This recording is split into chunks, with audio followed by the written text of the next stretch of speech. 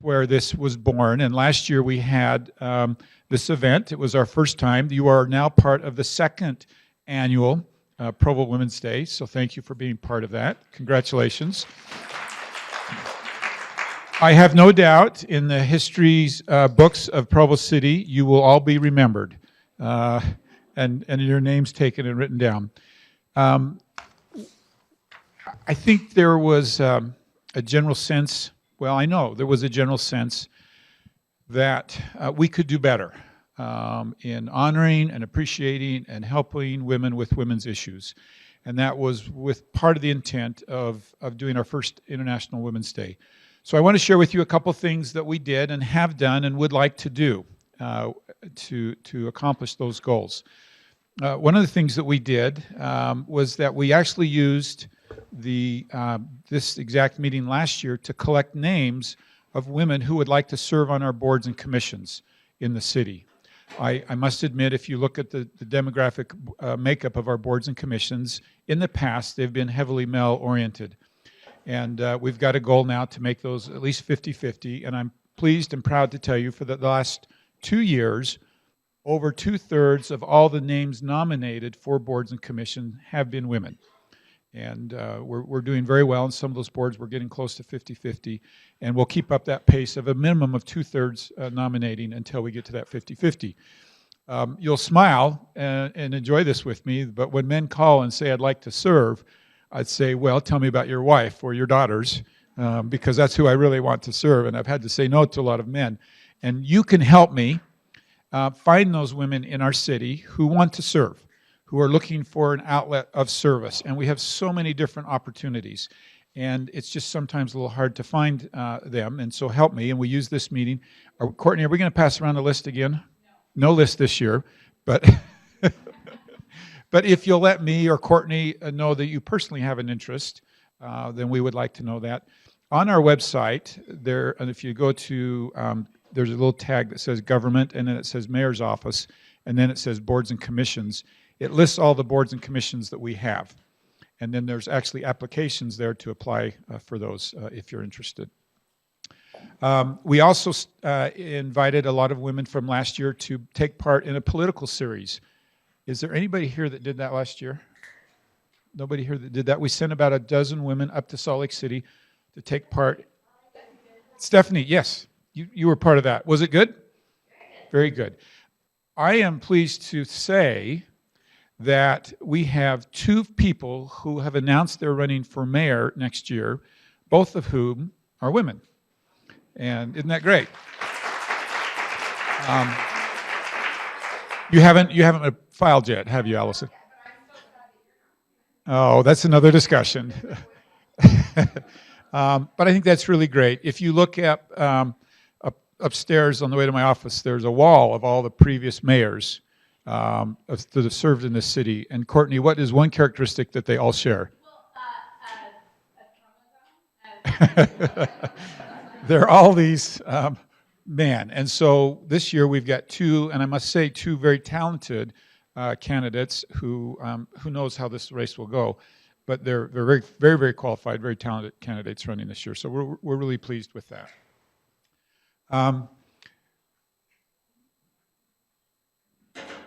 Courtney has brought to my attention something that we need to work on as a city, and I will admit that I was oblivious to it till she brought it to my attention, but we want to announce this morning an effort that we have to reanalyze the name of Squaw Peak in our city.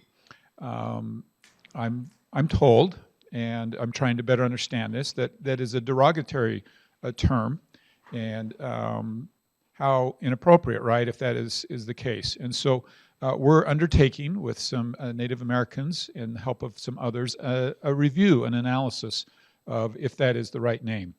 And if we can determine a better name, you'll see the city leading an effort to try to change the name of Squaw Peak, which we don't do lightly, right? I mean, there's a lot of history and culture there, but something that we can do better and are trying to do better. I want to try to give you a flavor for some of the women that have been influential in my life, and I've talked about some of them before. But I think it's important to understand how influential a woman can be and mentors in the lives of all of us. And some of you know I lost my mother this year. She was 80, no, she was 90 years old and served an amazingly productive life. But I love to talk about her. Many people don't know. She was born in 1925 in Dingle, Idaho. Has anybody been to Dingle, Idaho? Does anybody know where Dingle, Idaho is? I do, and I will tell you, it's 7 miles north of Bear Lake. Many of you are familiar with Bear Lake and have been to Bear Lake. Over on the, we call the North Shore. It's a beautiful beach there. If you take a dirt road, and even today it's still a dirt road, several miles north, you'll make it to Dingle. So you can imagine that my mom was raised on a farm in a place that even today still has a dirt road to get into it. And in her high school, she had 8 people in Montpelier. You might know where Montpelier is in Paris. That was her high school up there. And she graduated from high school and came down to BYU, put herself through BYU. I am very pleased to announce that she was one of the Snow Queen attendants, the BYU Snow Queen attendants.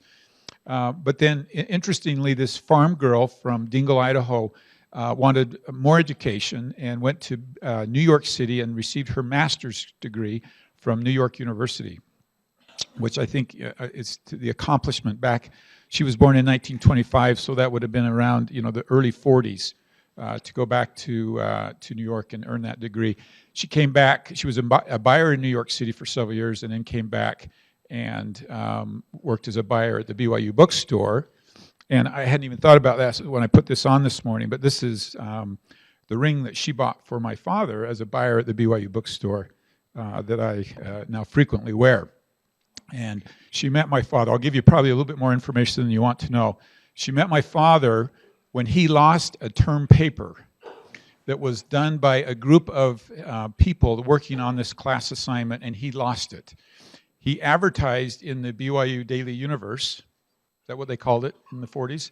He advertised for this lost paper. She happened to find the lost paper and called to tell him that it was lost. He showed up to collect it and immediately was attracted to her, gave her a dozen roses, and as a reward for finding it, and they were married. My mother later served on the Granite School District School Board and was the first woman of that school board to serve as president of that school board up in Salt Lake City. I share that with you because I'm blessed to come from a line of very strong women who influenced me and helped me so much in my life. Some of you may know Helen Bateman in the city. Do any of you know Helen? Courtney knows Helen. She lives over by Courtney. That's my aunt. And also a very strong woman. She taught, many people know her from Provo High School where she taught home ec. Helen and my mother won a Pillsbury Regional Bake Contest years ago. And so there's lots of accomplishments. I also, in Provo here, had Aunt Beulah. Aunt Beulah was a distant aunt who was a doctor and was actually in the Bataan Death March and came back and got a medical degree and served as a doctor here in Provo. So I'm very blessed to come from this line, and it's taught me the importance of women, and I want all of you to know how much influence you can have in the lives of your young people and our young men in helping them appreciate women and what they can do. It's my goal and my hope and my aspiration that all the women in our city feel appreciated, feel like they have opportunities, and feel like this is the type of place where they can flourish and be. We have a picture. If you can throw that picture up there. We took a picture of our staff meeting, and nobody can find it. So there's Tracy. This is the next best thing we can find. Can we shrink that? There we go. What I wanted to show you, this is our office staff, it's our staff. But every Monday morning, we have a staff meeting. And that's the picture we couldn't find. This is just a small little group. But in that staff meeting, you have me, Wayne Parker, Corey, and Brett, and those are the only men. Now let me list the women that we have in that meeting. We have Whitney, Tracy, Gina, Courtney, Tara, Karen. You forgot Dixon. Oh, Dixon. We do have another token male. But the point I want to make is that in the meeting that I have every week that starts my week, we have about 2/3 women and 1/3 men in that meeting. And those are the people influencing me and helping me see the vision for the city and accomplish the many things we do. So thank you for all you do. And that's all I have to say. Do we want to do any questions, Courtney? Or are we? Two questions. I see no questions. Yes.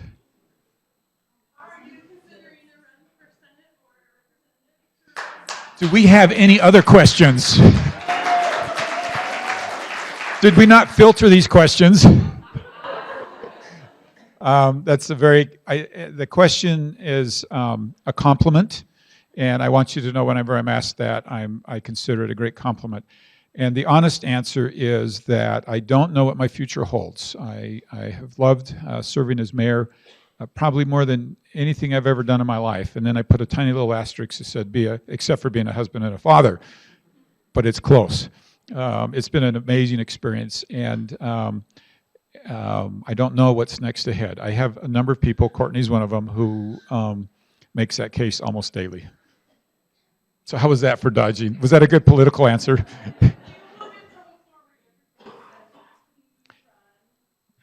I know. And I want you to know I consider that a compliment. Thank you. Are there any real questions? Yes. When is University Avenue going to be done? Okay. So University Avenue is currently being under construction for BRT, Bus Rapid Transit. And what we've tried to do is to develop a system that's as non-intrusive on business owners as we can. And so right now we're out there by the library in that section. And what you'll see is they'll hit 2 block sections for approximately 6 to 8 weeks. The weather has a lot to do with it, and the weather's not been kind lately. So the answer to your question is you'll see them for a long time on University Avenue because they're going to stay within 2 block segments and then move 2 blocks, rather than what they normally do is they rip up a whole area for 4 or 5 or 6 months. They're just going to do the 2 blocks, so it'll be a long time. Another question. What are you going to do about the buildings that are in Beatty? That on First North and First and University. There's a credit building, it's a red building, and the black pole goes behind the building. So if there's a crosswalk or a road, that building will be in the way. Yeah, I'm not aware of any building that needs to be removed. I'll look closer at that. But I'm Those poles are right in people's. yeah, and they very likely will be, we're moving the poles and sidewalks. So if you're not familiar with BRT, Courtney says my time's up. Or are you posing for a picture? Okay, my time's up. Thank you for coming today and for all you do.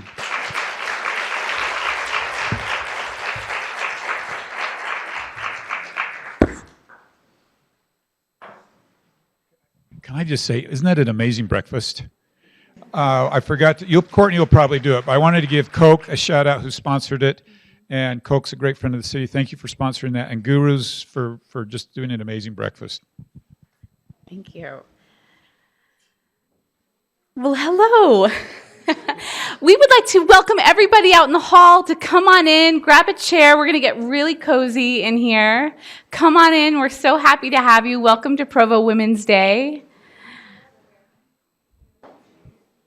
We love all your faces. There's chairs on the side. Grab a chair. If you're into standing, that's okay too. Whatever you want. Oh, look, this is what I love about this community. We've got some chairs up here. We've got one over here, a couple over here. If you'd like to sit at a table. While we're doing that, I want to announce that tonight we're having a big, beautiful suffragette party at the rec center to celebrate Oh, I'm getting a little emotional here. To celebrate Provo Women's Day. It's going to be so much fun. Whitney Booth over here has planned the details with the rec center staff, and we would love to have you there. It's $10 to get in. It starts at 8 o'clock. We have Provo's greatest DJ there spinning some tunes, and we've got entertainment lined up. So please come, bring all the women in your neighborhood and your moms and your daughters. We're allowing the age limit is 16 to up. So bring your young women, bring your daughters. We would love to have you all there tonight. The $10 will go to a program that we're really excited about that we're announcing today. It's the Everyday Strong program started by the United Way. And to tell us a little bit more about this, Michael Ann Bradley from the United Way is here. Let me tell you a little bit about Michael Ann. She is a nonprofit nerd and a community organizer. Since 2012, she has run marketing and fundraising projects for United Way of Utah County around childhood literacy, Sub for Santa, homelessness, and more. Michael Ann has been a dream to work with in the mayor's office as well, and we're glad to have her here. Michael Ann.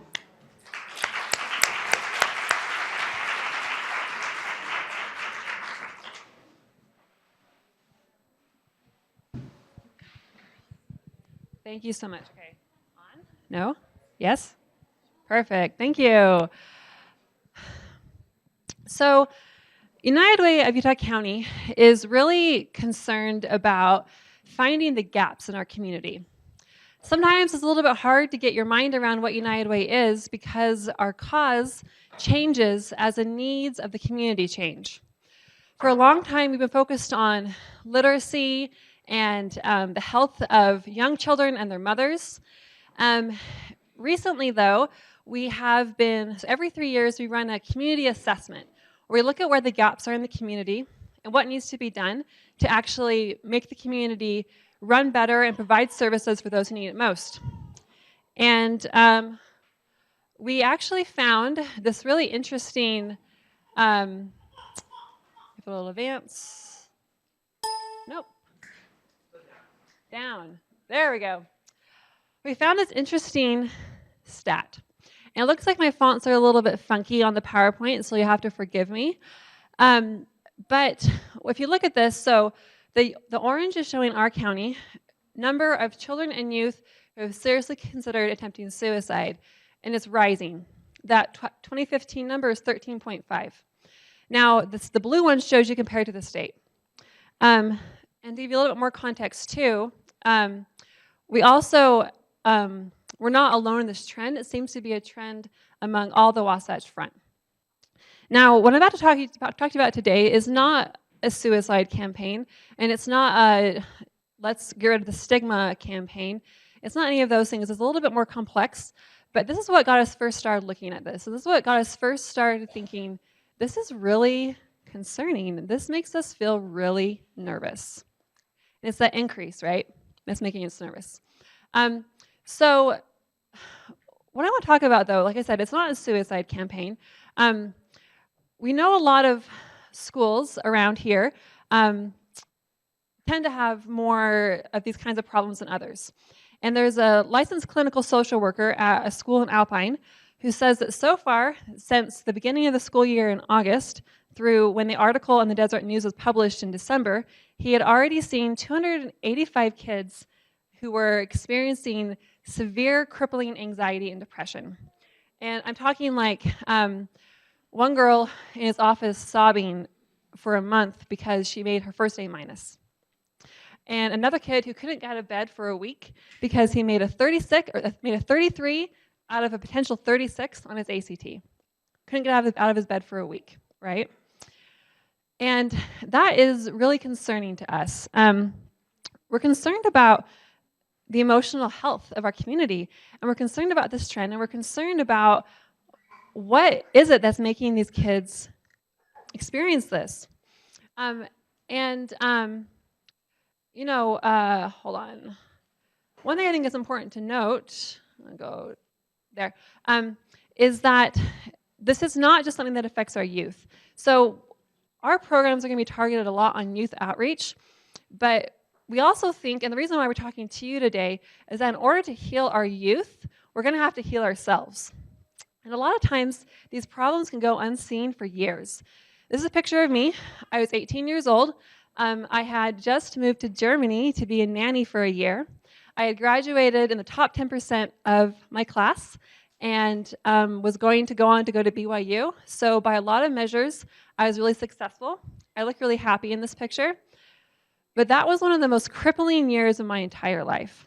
I would wake up in the morning with massive headaches from clenching my jaw so tightly that I couldn't even sleep very well.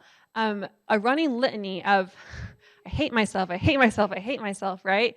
All of this going on under the surface. And now as I'm getting into my 30s, and I've done a lot of things to work on this. I have done therapy, I've done biofeedback, I take medication, I eat a lot of dark chocolate. It actually works. That's not a joke. And I've done a lot of these things. I have a lot of personal experience with this. I've also been an LDS Relief Society president in 2 singles wards, and I would say that that was probably the number one problem that we saw was college students and graduates experiencing anxiety and depression. Another factor of this too, I'm about to talk to you about, everything that I'm about to tell you has been informed by child psychiatrists and research, especially a man named Dr. Matt Swenson. He's one of the premier child psychiatrists in Utah County. So what I'm about to tell you and kind of what we have come up with is all informed by anecdotes and data and schooling and people who are much smarter than me. And we think that we might actually have a shot at doing this with your help. Let's see, is there anything else I wanted to cover? The other point I wanted to make, I would bet that if I asked you in here to raise your hands, if any of you have a close family member or someone in your inner circle who has a problem with this, so far as I've been making this poll, I get 100% of hands raised. And you can see here that we've asked our community, we asked Utah County how important they think this is. Most people are saying this is really important. And it's kind of hard to put your finger on exactly what it is, right? What is that emotional thing that we're seeing and experiencing increase? But we can all kind of sense that this is a problem, I think is what I want to say. And just a kind of a tongue-in-cheek quote from Anne Lamott. She talks about how from the time we're very young, we discover that mom is crazy and dad has to take pills and children bully us on the playground and all of these really difficult, traumatizing things happen to us. And maybe by the time we're 6 years old, we've developed armor, like very articulate, high-achieving armadillos, right? So this is something that we all can relate to, that feeling of just shutting down. So what is it that we want to actually accomplish? What would actually look different if we actually succeeded at this?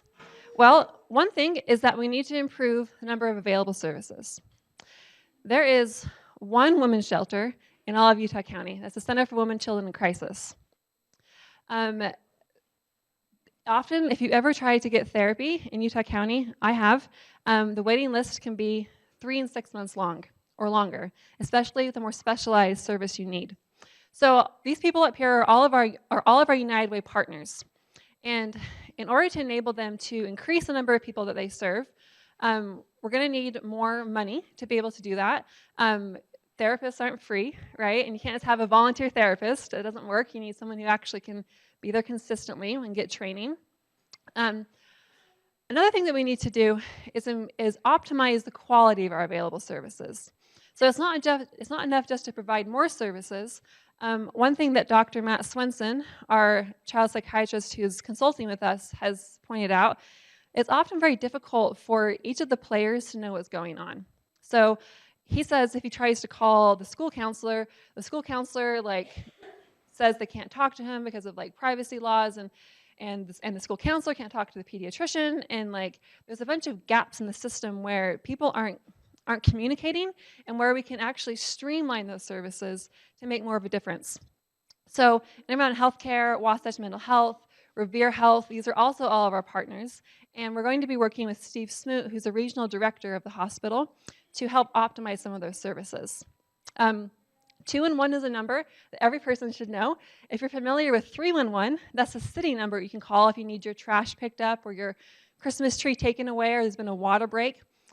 We actually have another number that's 211, and that number comes right to our office.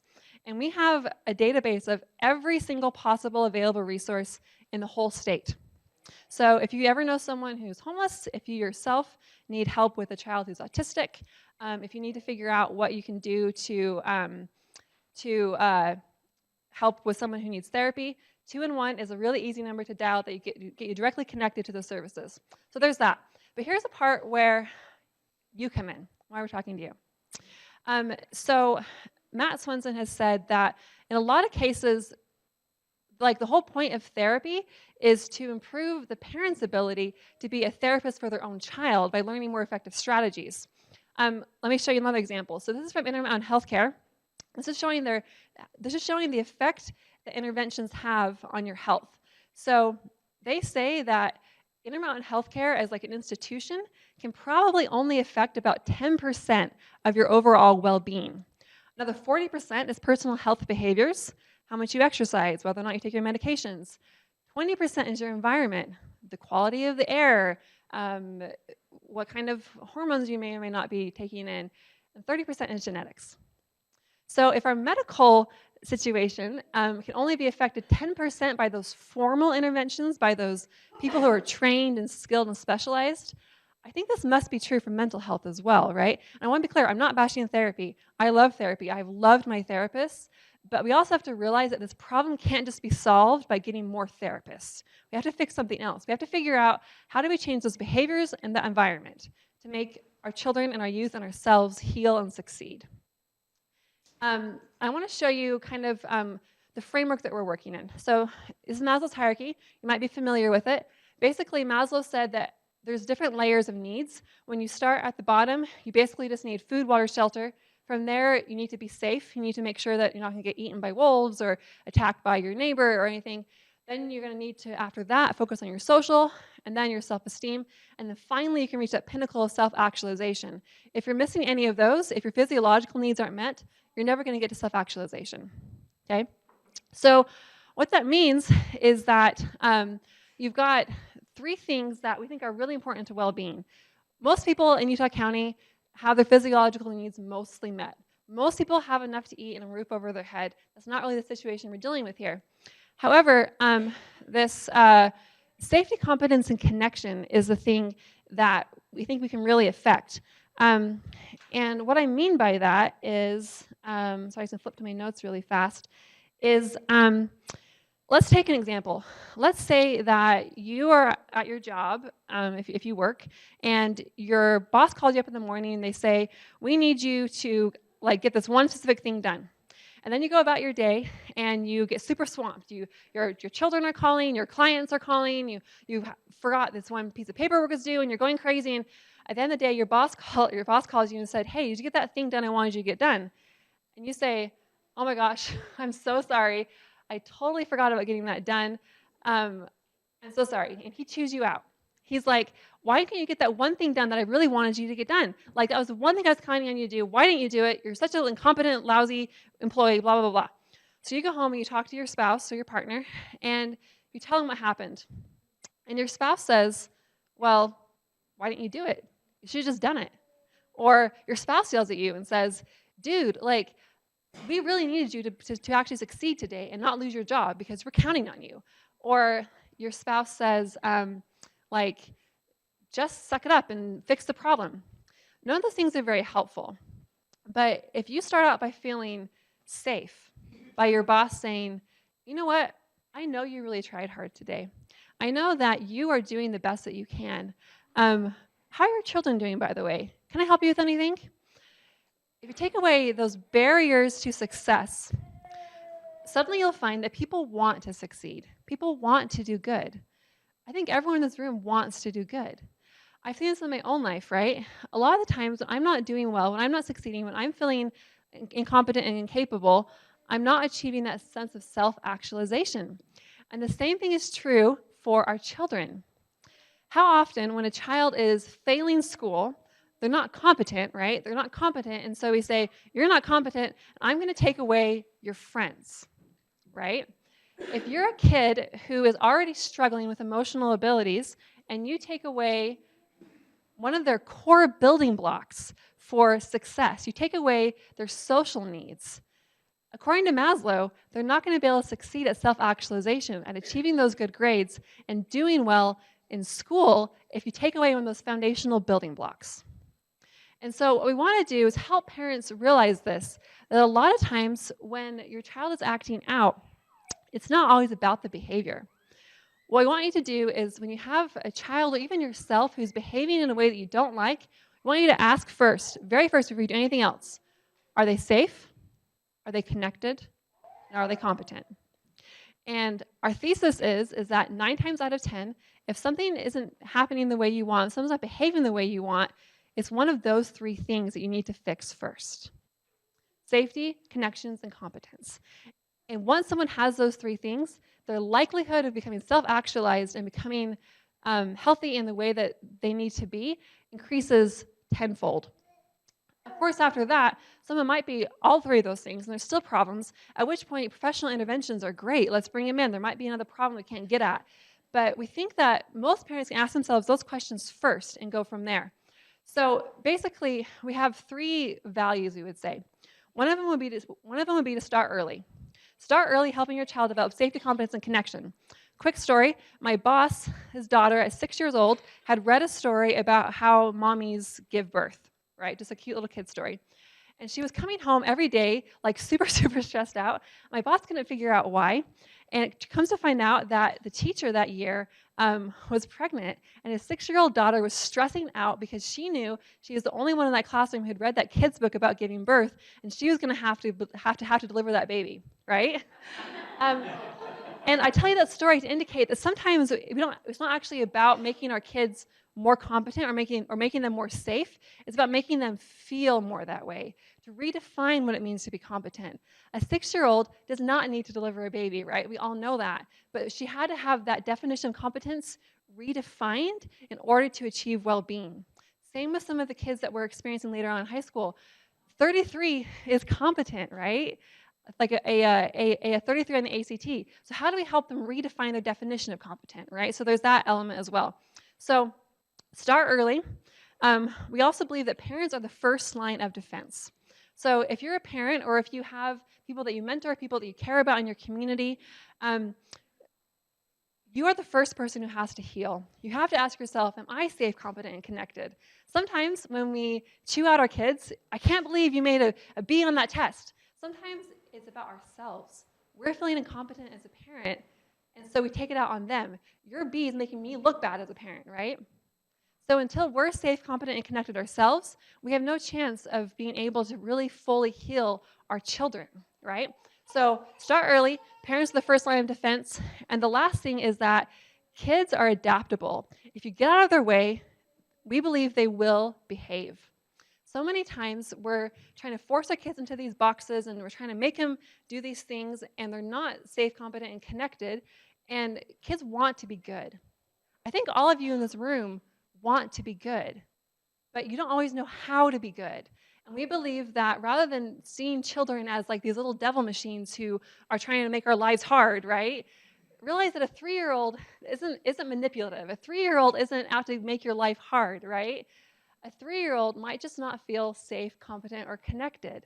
If you can get out of their way, kids want to be good, and they'll self-actualize. Not in every situation, but in many. So 3 things to do. Evaluate yourself and your children. Are you safe, competent, and connected? If you're not sure what kind of help you need or how to get help, call 211. And the last thing I want to talk about is we need all of your help to talk about this. And here's why. So in 2011, we started a campaign around literacy, realizing that a lot of our 3rd graders weren't literate. And we had this model where we thought, if we can talk about this more, if we can increase awareness of this problem, we can improve the knowledge and the attitude and the behavior of literacy in our community. And so the orange right here, the blue here shows you people's attitudes about 3rd grade reading and literacy. And the orange shows you, oh, it's missing. The orange shows you third grade reading scores. It's a strong correlation between people's awareness of the problem and agreement that we all have to do something about literacy and helping literacy and making literacy a thing in our community, and the success of our children. There's a strong correlate there. And we think the same thing will actually be true. Oh, there we go. So as awareness increases, the childhood literacy increases. We think actually the same thing will be true for Everyday Strong, that as we talk about this issue more, as we talk about how safety, competence, and connection can make a difference, we can actually move the needle on the really most important indicators like suicides, like mental health, that are out there in our community. So I just want to end with this visual. And this is a picture of a tree that is struggling with all of its might to take root and to hold on. And, I think one thing that's so tricky about this is that I don't think we should ever encourage people just to like suck it up, right? Just try harder. I don't think that works. But there is something to be gained by learning to change the way we perceive our trials, to redefine what it means to be competent, safe, and connected, to redefine what success looks like for ourselves. Glennon Doyle Melton is one of my favorite thinkers, Christian thinkers and bloggers. She tells a story about how one of her children, or not one of her children, but she's talking to one of her children about whether or not she and the child's father were ever going to divorce. And she promised the child, no, we'll never divorce, I promise. And then a year later, she did. She ended up getting divorced from her husband. And she had a woman ask her about this exact problem. So this woman asked her, she's like, I'm a divorced parent, and I feel like I failed my children. I feel like I failed them by not making their childhood everything it could be, by not giving them everything that they needed. And Glennon thought about this for a second and thought about her experience. And she asked the woman, can you give me 3 words that would describe the kind of person you want your child to become? And the woman said, I want him to be kind, I want him to be wise, and I want him to be resilient. And so Glennon said, yeah, so tell me, what does a human have to confront in life in order to earn those characteristics? The audience fell silent. Pain, I said, struggle. It's not about having nothing to overcome. It's overcoming and overcoming and overcoming yet again. Is it possible we're trying to protect our kids from the one thing that will allow them to become the people we'll dream that they'll be? And is it possible that as a parent we feel like failures because we've been assuming the wrong roles? What if it never has been our job or our right to protect our children from every incoming bump and bruise? What if instead of our obligation is to point them directly towards life's inevitable trials and tribulations and say, honey, that challenge was made for you. It might hurt, but it will also nurture wisdom, courage, and character. I can see what you're going through and it's big, but I can also see your strength, and that's even bigger. This won't be easy, but we can do hard things. To me, that's what safety, competence, and connection is about. It's not about punishing the child for the behavior. It's about saying, I'm here with you. I will help you feel safe. I will help you feel competent, I'll help you feel connected. And I believe in you that once I've given you those tools, you'll become the person and the child and the adult that you need to be. It's about dealing with our own traumas, our own hurting, to help our children overcome their traumas and their hurting. This is one of the most difficult things I've ever had to deal with, is my own emotional world. It's taken me 10 years to get to a place where I really feel okay on the inside, where I'm not waking up every morning with this litany of I hate you, I hate you, I hate you, right, in my own head. But I also have learned so much, and I've connected to so many people along the journey. I have made friendships because of this struggle that I've been through. And I really think there's a chance that we can actually do something about this in Utah County. This is brand new. You guys are only our 2nd test subject. I think this is really difficult, right? Because a lot of times we start talking about this, there's lots of people's opinions and lots of really bad opinions. But I would love your feedback. I would love to hear from you what you've experienced and what you think the right thing to do is. And any thoughts you have about what we've said today. We're just starting to launch this. We'd love for you to start following us on social media. A lot of things are still up in the air. But we do know as United Way that we want to empower the community to help this problem. We want to empower the community to have the tools that they need to turn a corner and to make a difference for the children and for ourselves and for our youths. I'm just really excited. So I'd love to hear your feedback. Thank you so much for your time today, and that's all.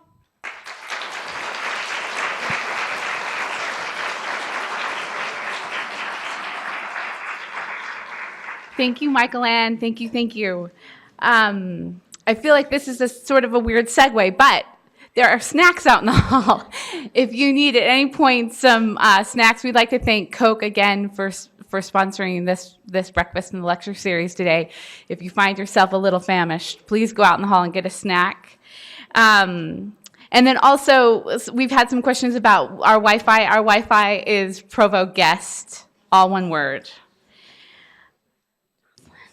Okay, next we have Jocelyn Wickel. Jocelyn holds a doctorate in economics from the University of Texas at Austin, specializing in labor economics and public finance. Her vast research on gender and labor has been published in Journal of Research on Women and Gender. Jocelyn's also a Provo High native, a bulldog. I'm a bulldog. All right. Okay, Jocelyn, thank you.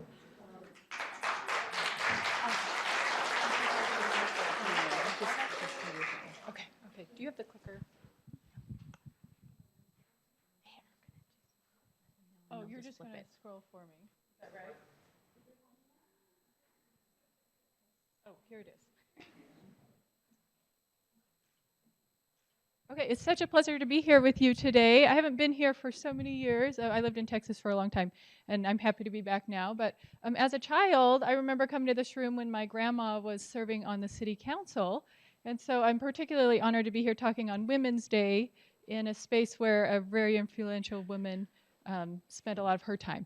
So I'm glad to be here to talk to you about work and pay differences that we see between men and women. So first, I think economists are pretty good at talking about what is a pay gap and why we see it. And then I have fewer answers about what we can do about it. But I think it really helps for us to know where these issues are coming from, what are the underlying issues, so that then we can start to think about solutions or ways to change if we want to start budging this gap. This is particularly important here in Provo. Recently, Provo-Orem ranked #1 in the United States for largest gap. So that's something that I think leaders here in Provo are interested in understanding. Why is this happening here in our community? So what we're talking about first, let me just help you understand. This is the average pay difference between men and women. Okay? So we're not talking about, we're just taking averages. So let's think about some of the things that underlie these averages and figure out why we see these differences. Okay, there are a lot of reasons, and so I hope that you'll get a sense of what some of these differences are. Discrimination is something that people have worried a lot about, and I'm encouraged on this front, and I think that the amount of the pay gap that's coming from discrimination is just steadily going down. Employers are aware of it, people are aware of it, and this is something that we have access to through courts and laws in place to protect us against that. So if we have some of this pay gap coming from discrimination, I hope that that's decreasing, that that's a small piece of it. So what about the rest of the gap? Where's the rest of the gap coming if I don't think it's coming from discrimination? What do we see?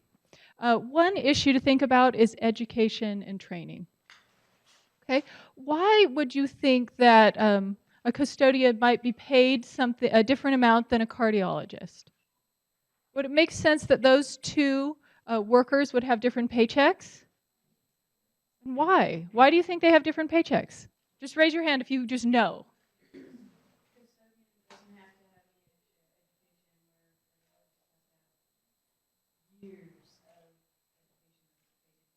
Yeah, the training required to become a cardiologist is very different than the training in other jobs, and so we would expect to see those people getting different paychecks at the end of the day, right? And so if we see men sorting into these jobs that require great skill and great training, then when we look at the average paycheck for someone in a high-skilled job compared to a low-skilled job, we're going to see a big difference, okay? So what do we do about this? if women are sorting into jobs that require less training and education, and men are sorting into jobs that require more education, I think there's a simple answer for trying to work on this part of it. What can we do? We can pursue education. We can encourage women around us to pursue educational goals if they want to. Okay, so this is happening a little bit in Provo Orem. We have a small gap in education between men and women who have ever taken at least one college course. So if we can encourage women around us who want to, help them get access. I mean, we have UVU, we have BYU right here, great local options. UVU has a growing online program. Utah State University has a big online program. BYU has an independent study program. BYU Idaho has a large online program. So even for people who feel like being in the classroom is not an option, we have options that are more flexible at being home. So that's something that we can work on.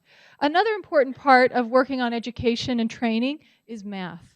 I think this is something we can think about in our elementary and secondary education areas. And why math? Well, it turns out the high school math test scores are a large predictor of success in college. And I don't think it's just about 2 plus 2. Math is about finding patterns. Math is about problem solving. And those skills spill over into any area in life. And so building problem solving, building logic in our children and in ourselves helps us in other areas of our lives. I think beyond focusing on a subject is encouraging an increased love of learning earlier. Yeah, So absolutely. it's not just about going to college and focusing on math. It's about learning how to learn. That's so true. That's so true. To be curious and to find answers and to be self-taught. That is so true. I appreciate that. I'm just showing you what data says about math. So that's why I put it up there, and because I love math and I think it's really great in terms of what it's helped me to do in other areas of my life.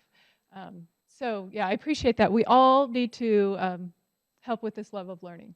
Okay, this is new research that's been just coming out recently about competition and confidence in women.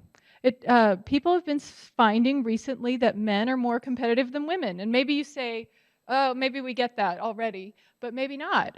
Boys are more competitive. They spend more time on games than girls that are competitive.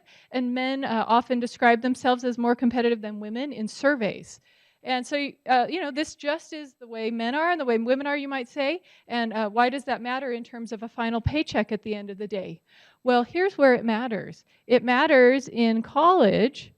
We see women choosing less intensive study because they're avoiding this competitive element. And so if someone is switching out of a major, switching out of a field that might give them a higher paycheck down the road, then because they don't like this being in competitive situations, then that can have consequences for their paycheck. Okay, so we see this when girls opt for less math-intensive study in Europe. Girls and boys have a choice about what track they follow, and we see girls, even though their test scores are high enough, even though they're smart enough, opting out of these math-intensive programs. We also see part of this discouragement effect happening in college. And Michael Ann was talking about this a little bit. Let's not be discouraged. So research shows that women who get a B+ are highly discouraged by a B+. They say, wow, I can't do this. I better change my major to something I'm more comfortable and confident in. A man gets a B+, and guess what he says? Great, I can do this. I'm going to keep moving forward in this major. And so they're more likely to be less discouraged about these bad grades. And so I liked what Michael Ann was saying about let's redefine success for ourselves and not give up so easily when we're doing fine, we're doing great. We just need to keep working and keep trying, right?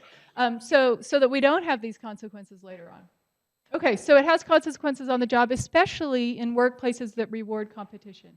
Some workplaces have highly structured pay scales that are based on experience and tenure and education level. Other places reward you with a higher paycheck for effort and being, working really, really hard. And so in those kinds of jobs, competitive people make more money. So we see some of this happening in terms of this gender pay gap. Negotiation. Women are less likely to negotiate, and they get negotiation's uncomfortable, and it's uncomfortable for everyone. Women are just less likely to go into that and think, when I get a new job, to negotiate on salary. So this is why we see some of this pay gap happening. Sometimes there's an unconscious bias. There's this very interesting study. There were these auditions for a symphony orchestra, and some of the auditionings happened with the jury in full view of the audition, the person auditioning, and then other auditions happened behind a screen. And so there was no revelation about whether it was a man or woman playing the violin. And women did much better when there was a screen. And if you ask those jury members, why are you not choosing women when you can tell it's a woman?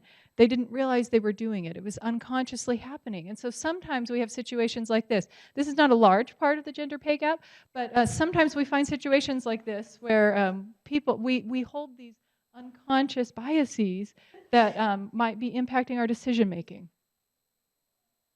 Okay, let's talk about motherhood. This is something, here we are in Provo, a city that talks about welcoming us home, a place that values families, a place where we have children and we value them.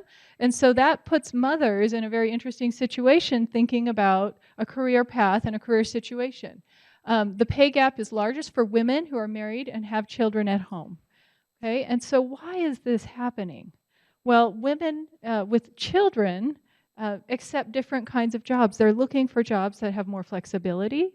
They're looking for jobs that don't travel. And so the kinds of jobs that they're willing to work in or that are compatible with a family situation if they want to be there taking care of their children also is very different, especially when you're moving beyond 1 or 2 children. Then it often makes sense for a woman to say, I'm going to leave the labor force when I have a child and instead of look for childcare options that are difficult or sparse. So sometimes it makes sense just because to work and then pay 90% of your check toward childcare just doesn't really make sense, right? So that makes a lot of sense, but that does have consequences for women down the road because they didn't have the chance to gain experience all those years. And so this is something that can play in, if a woman is out of the workforce for a couple of years or several years or many years, then when she comes back, what she has to offer in terms of job experience is very different. When I lived in Texas, I had an opportunity for a job, and that would mean putting my youngest into a childcare situation. So I went and I found a really good childcare and put her in and took this job. And it was just a temporary job, it wasn't long term. And at the end of the job, I went through and I totaled up everything. I said, okay, how much did I bring home? What was my paycheck? Taking out taxes, taking out transportation, and taking out childcare. And by the time I did all of that, I had worked for $2 an hour. And I was discouraged. I was very discouraged about having taken that job. I thought, I'm not sure if that was worth it, to go through all of that effort, to work so hard for $2 an hour by the time everything else was covered. And so I thought maybe it does make sense for women to stay home. The flip side of that is that taking that job opened up doors for me later on. And so it wasn't about the $2 an hour. It was about gaining the experience. So I think we have to evaluate these choices for ourselves, with this long horizon thinking, what's best for me long term and what's best for my family long term. Okay, yeah, we already talked about that. Okay, finally, I want to talk about specialization in families. This is something that a lot of people are interested in. How do you fit in work when you're talking about couples? And you're talking about how to decide, should we specialize? Should one person work really hard and build a career while the other person specializes at home and builds a home and a family? That's been a traditional model for many years around the world in a lot of places, and that's changing. And a lot of people are talking about it changing. Hannah Rosen talked last week at UVU about how this is changing, and this is something that people are watching. Some couples find that when they share household duties and share job duties out in the marketplace, that they're balanced and they report high levels of satisfaction with that. So just because it doesn't look traditional, that works very well for some families to not be so traditional in terms of having one person specialize at home and one person specialize in the market. So this is something that's changing, and I don't think we know the consequences of this yet. I don't think we know how it's going to change. I heard recently about some research that says some couples aren't just changing, like the balance, like let's do 50-50. Some couples are even changing, saying, yeah, just a second. Some couples are even saying, let's change, let's have one person work in the market, and then let's flip and have the other person work, and over the course of your lifespan, be flipping jobs. And so I don't know quite how that model is working, because that's just starting to emerge, and so I'm interested to see what happens for families choosing that model. Okay, question. Is there any new research about the second shift going on, how labor is divided after household labor? Yes, yeah, lots of great research happening on how men and women share household work. Is that what you're talking about?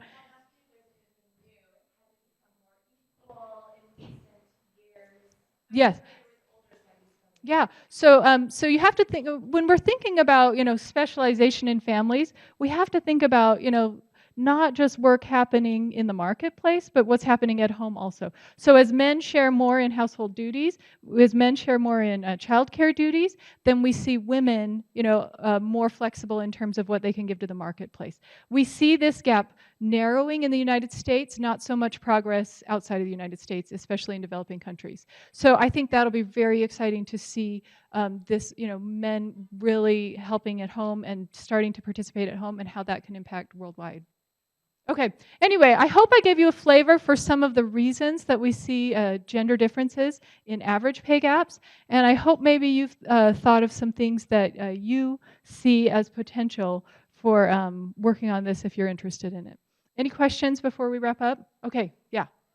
Someone is experiencing difference in pay because of discrimination. What resources do you have in Provo for them to address that? I don't know. I've only been back in Provo for a couple of years, like a year now, and so I don't know local what issues are, or what's available. If it's really bad, I would think that's the kind of thing that you talk to your human resources department about, or if necessary, talk to an attorney. That would, but I don't know if there are other like city options available. But good question.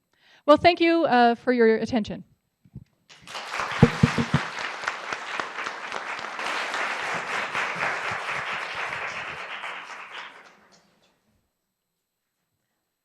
Jocelyn, come back so we can give you some flowers for that. Beautiful. I feel like we could spend all day talking about this, about the gender pay gap, especially as it relates to Provo. Come in, friends and neighbors. We do have some seats over here, 3 over here. We would love to have you. Oh, now I made it awkward for you. I'm sorry. Okay, next we have Meredith Lamb. Meredith grew up in Page, Arizona, and is also from the Navajo tribe. Meredith currently serves as director of the American Indian Education for the Provo City School District, and they have some really incredible things planned. Meredith, we're so happy to have you. Thank you.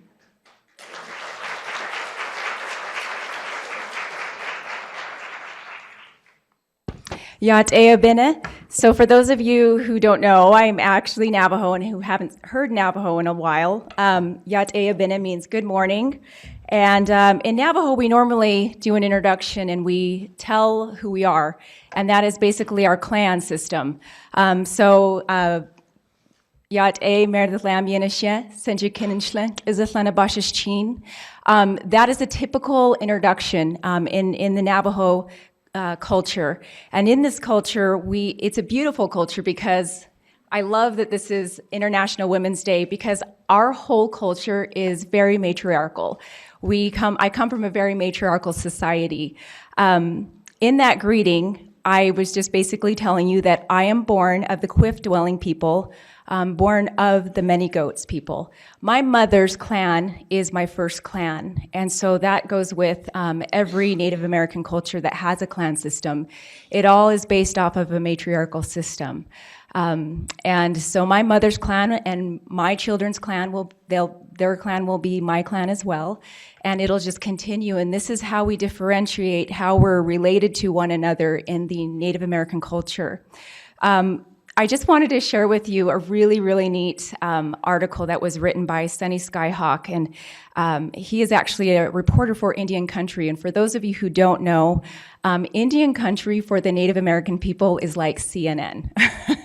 And you can look it up and Google it, but the most, I would say contemporary articles that are going on and the issues that are going on in Indian Country can be found on that website. But Sunny has a really great insight here on women, and I just wanted to share it. He says, women have always played a significant role in the existence and administrations of tribal nations. They have been instrumental due to their innate ability to reason and dispense wisdom. They also were characterized as wise. They originated the teachings for the children. The men were allowed to articulate, enforce, and deliver the teachings, but it was the women who monitored and allowed them to speak. They were the faith keepers, and for Eastern tribes, the originators of the Longhouse system of government, whereby they designed who amongst them the men was to articulate the laws. As a Lakota, and he's a Sioux Indian, I experienced matrilineal authority early on. My mother ran everything. She paid the bills, bought the groceries, and decided when and where we would go. She settled all the arguments, and her word in our family was the last. I don't know if this qualifies as having matrilineal authority, but she clearly possessed it. My grandmother was also the same way. She took no guff, and you had better not roll your eyes at her either. She was strict but fair in all of her decisions. She could swing a mean axe when it came to chopping wood, and all the women that I came in contact with as a young woman were very strong. They had to be because they were experiencing tough times. Today's Indian women are no different. They have to face some of the same challenges, only in a different time. Today, we have different issues, different concerns, but our women still have the majority of vote when it comes to making the important decisions. What impresses me these days is how educated they are and how willing they are to take the lead when it comes to the welfare of their people. Matrilineal societies existed among the Eastern tribes for sure, but they also existed in other tribes like the Plains tribes. But the women were behind the scenes. They made the decisions, but allowed the men to articulate them. How smart is that? We have always had a deep respect and a love for our women, for the unique creator-given ability to procreate and host of other reasons.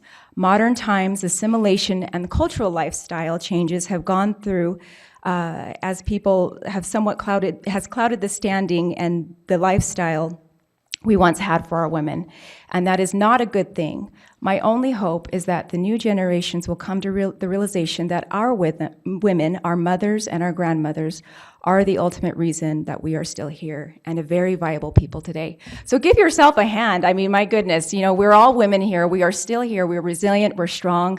And I love this whole aspect of women today.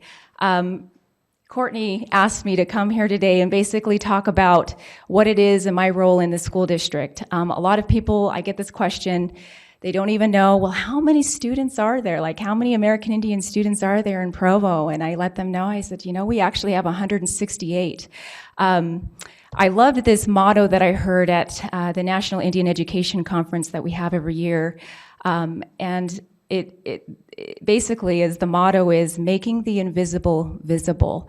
And so when I hear that quote, I love to apply it to what I do every day, because I work with students across K through 12 here in the school district that necessarily don't feel like they are seen, that feel like their culture is something that they can be proud of and something that they can be close to and share with those around us. And I believe that as communities, that's what makes us strong. That's what makes us a stronger community, is when we can, when we're aware of one another, when we're aware of each other's cultures, when we're aware of our issues, that is where our strength comes as a community. So my role, I've been working for the school district now, back in 2000, when I first became a student at BYU, this program that I now direct was uprooted and started with Provo School District. Kathy Bledsoe was the one who started it. And it's actually a federal grant. And a lot of people don't realize that there is a federal grant across the United States. that actually does support Native American children in education because it's a unique education. We have a very unique history, and a lot of the history that I think a lot of people tend to ignore and not like to deal with on a day-to-day basis because it's not an easy history to tell. It's a sad history, and there was a lot of sad that happened in the past. I was raised in a home where my dad was a very wise person and my mother as well, and they were big influences in my upbringing. But one thing my dad said was, when you go to college and when you start learning about your own history, it's going to be a hard pill for you to swallow. Just know that you've got to take that history and make it a positive experience for your life.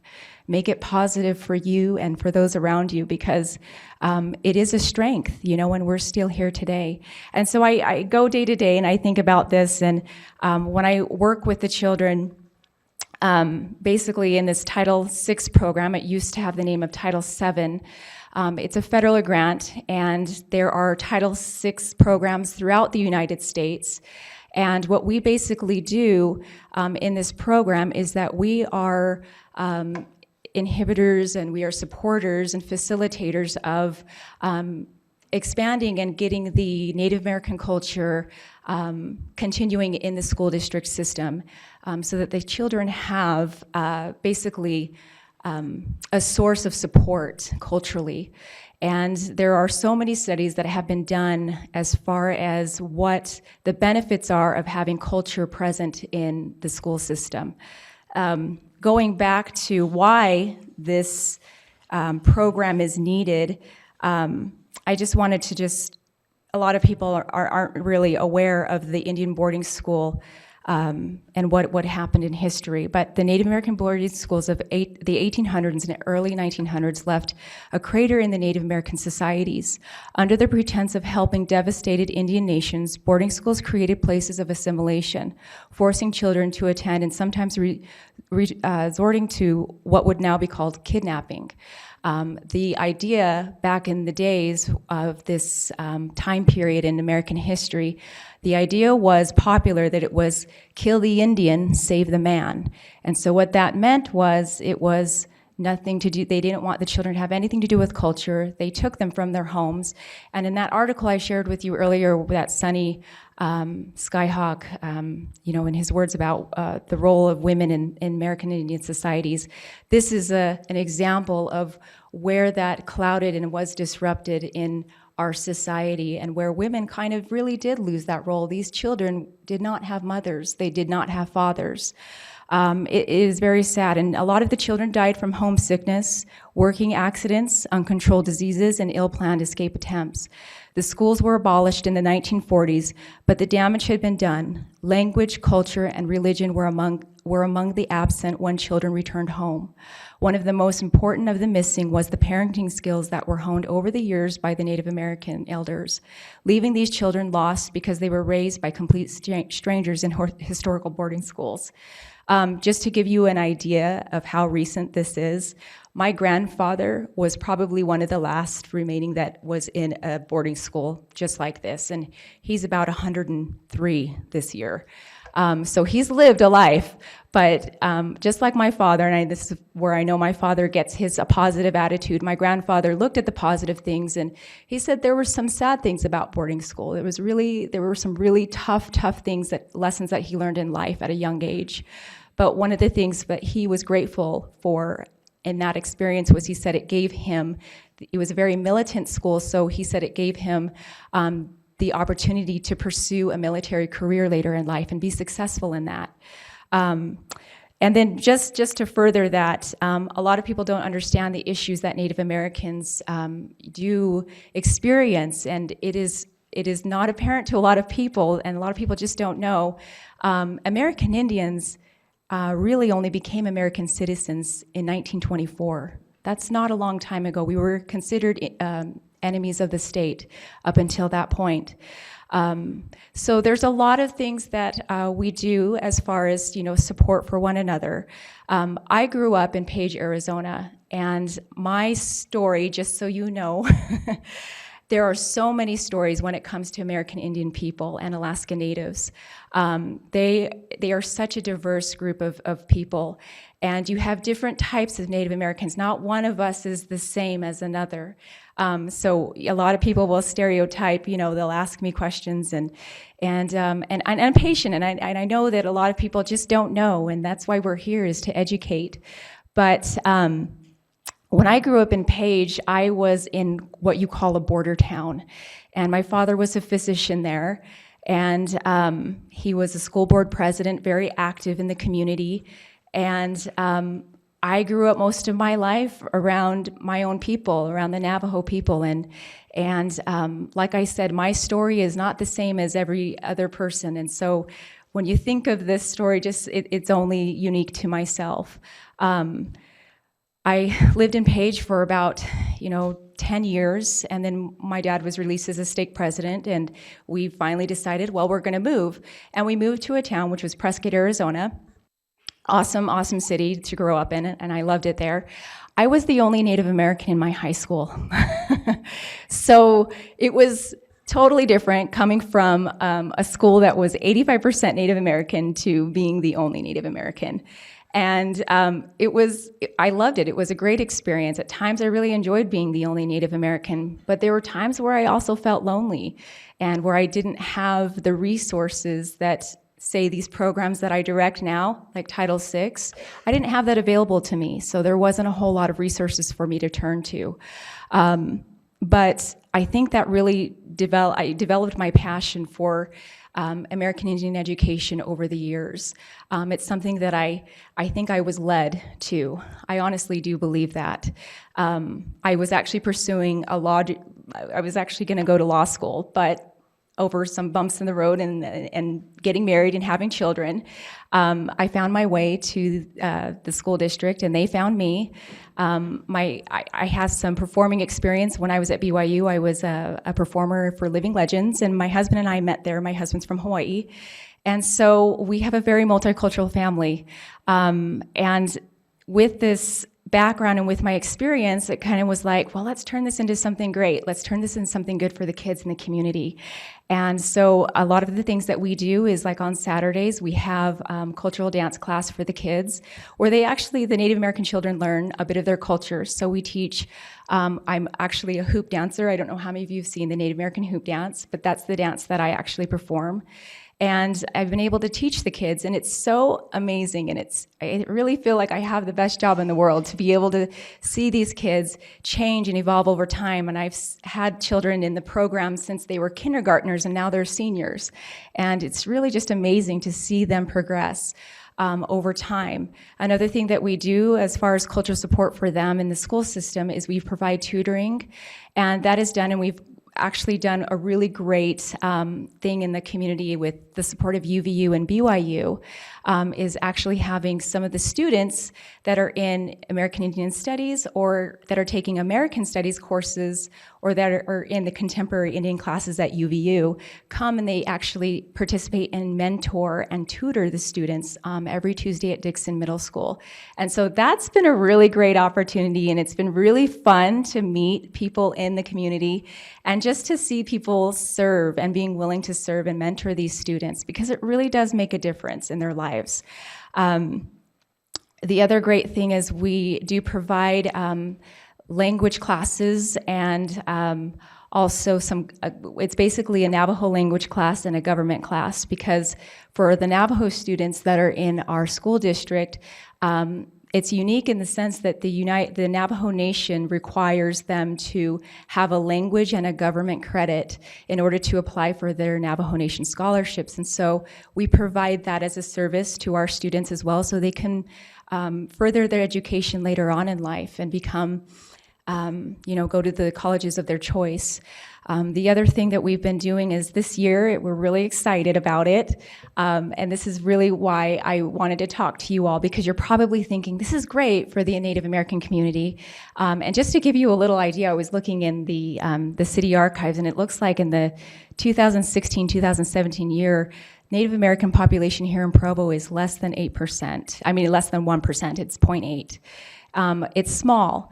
But that is why I'm here. I'm here to make the invisible visible. And you do have an opportunity to help and to support our community. One really exciting thing that we have coming up is we were one of 10 recipients this year from Provo School District of a grant that was sponsored by Billy Mills. And I don't know how many of you know Olympic history. Billy Mills was basically a no-name runner, and he was Sioux Indian from Pine Ridge Reservation, and he actually won the gold medal in the 10,000 meter run. 10,000 meters is like a 10K. It's really long. It's like 25 laps, I think, around the track. But Billy came out of nowhere, and he actually won that, and nobody since him has been able to win that in the Northern Hemisphere. And he won that in 1964 in the Tokyo Games. And this is the most exciting part, because Billy is a really hard person to get to come to events. But we were one of the 10 recipients this year in the whole United States to get the Dream Starter grant from Billy Mills.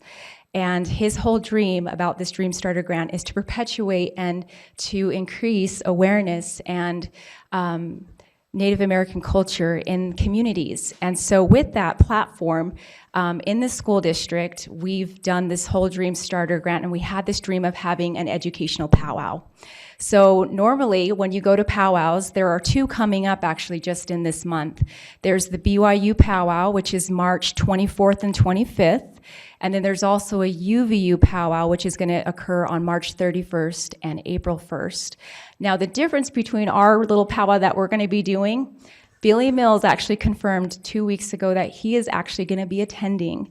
And so it's a really big deal in the Native American community, because Billy is like Jim Thorpe. I don't know how many of you know who Jim Thorpe is, but he won a lot of Olympic gold medals.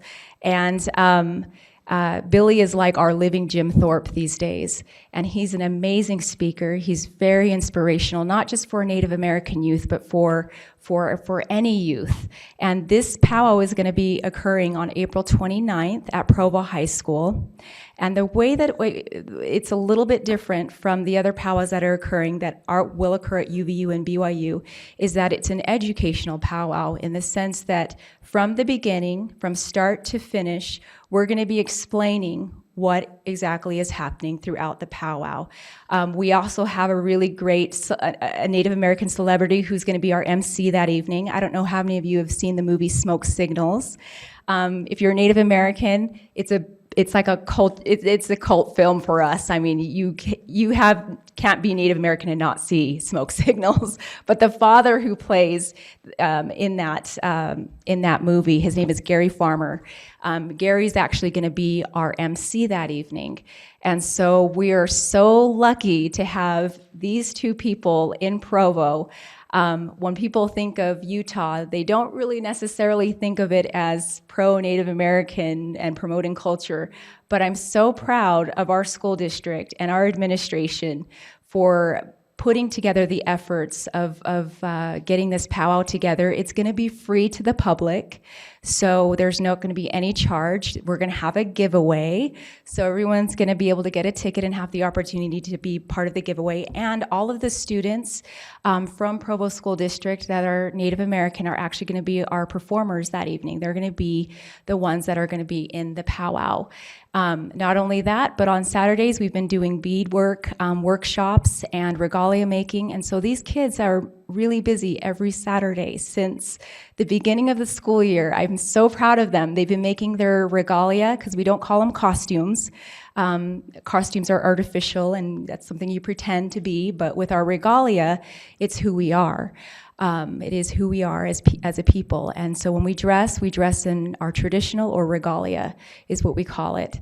But they've been working hard on it, and they actually will be our vendors this year. So they're going to have some things to sell at the powwow as well. And it's just going to be a really great opportunity. So we've been trying to work hard to promote it, among Boy Scout troops and just the community, and the district and the teachers have been actually coming throughout the school year to also take part in some lesson plans, because they want to implement and stop the stereotypical parts of our culture in perpetuating the stereotypes in teaching. And so we've actually been really big in helping And Meredith Schramm, I know we make that really confusing. I'm Meredith Lamb, and I'm Navajo, and the district has another Meredith who's actually Native American as well. Meredith, raise your hand. And she's Omaha.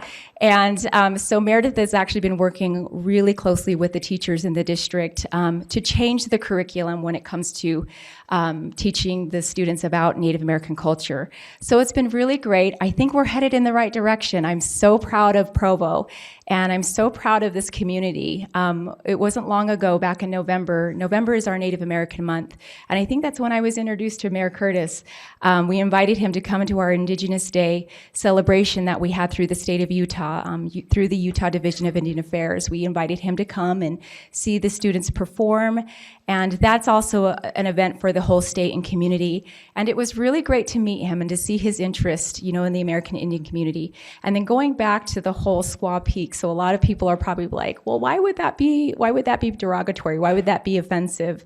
In a lot of Native American languages, squaw is not a good word. It's basically a word that names the most private part of a woman. So amongst our people, you can imagine, I grew up in Arizona. There used to be a Squaw Peak in Phoenix as well, and now it's been renamed as Piestewa Peak, which is named after a Hopi woman who died in Iraq in the line of duty. And so that was very fitting to replace it with her as a war hero. But Squaw Peak is definitely a name that is being changed around the nation, because people are coming to realize, that we're changing and that we need to keep up with the times, and especially, you can imagine that it's just extremely offensive, for American Indian people. But I would think as women, that would also just be completely offensive as well. So just to give you an idea, like I said, the 1%, we're less than 1% here in Provo, but that doesn't mean that we are invisible. We are here, and we are a strong people, and we are willing to share. And that's the greatest thing, is when I was asked to speak, I could think of so many women, Native American women in the community that work at BYU, that work at UVU, that would be so amazing at speaking today.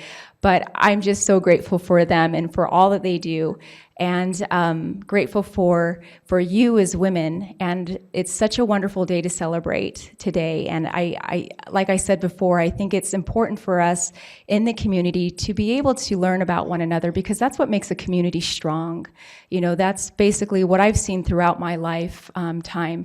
Like I said, I went to BYU, and we learned there, enter to learn, go forth to serve. And I think that for me, growing up, that was a huge, huge motto in my life. But unique in the way that I always wanted to serve my people as well. So I think it's important for us as a community to get to learn to know one another. A lot of people will ask me, I don't want to offend you. And I'm like, you know what?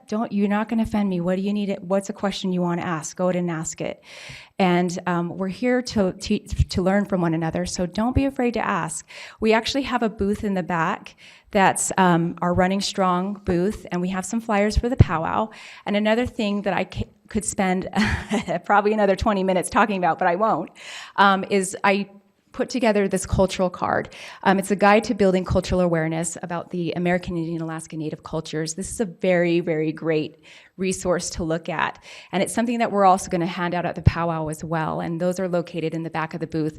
But just any question, that you'd be embarrassed to ask like a Native American person, it's in here. And it explains it very well. But I just wanted to thank you, ladies. Thank you for being here today. And I hope we can continue learning from one another. I'm really excited to see how many people have come out today. And it's great to see you all. Thank you so much.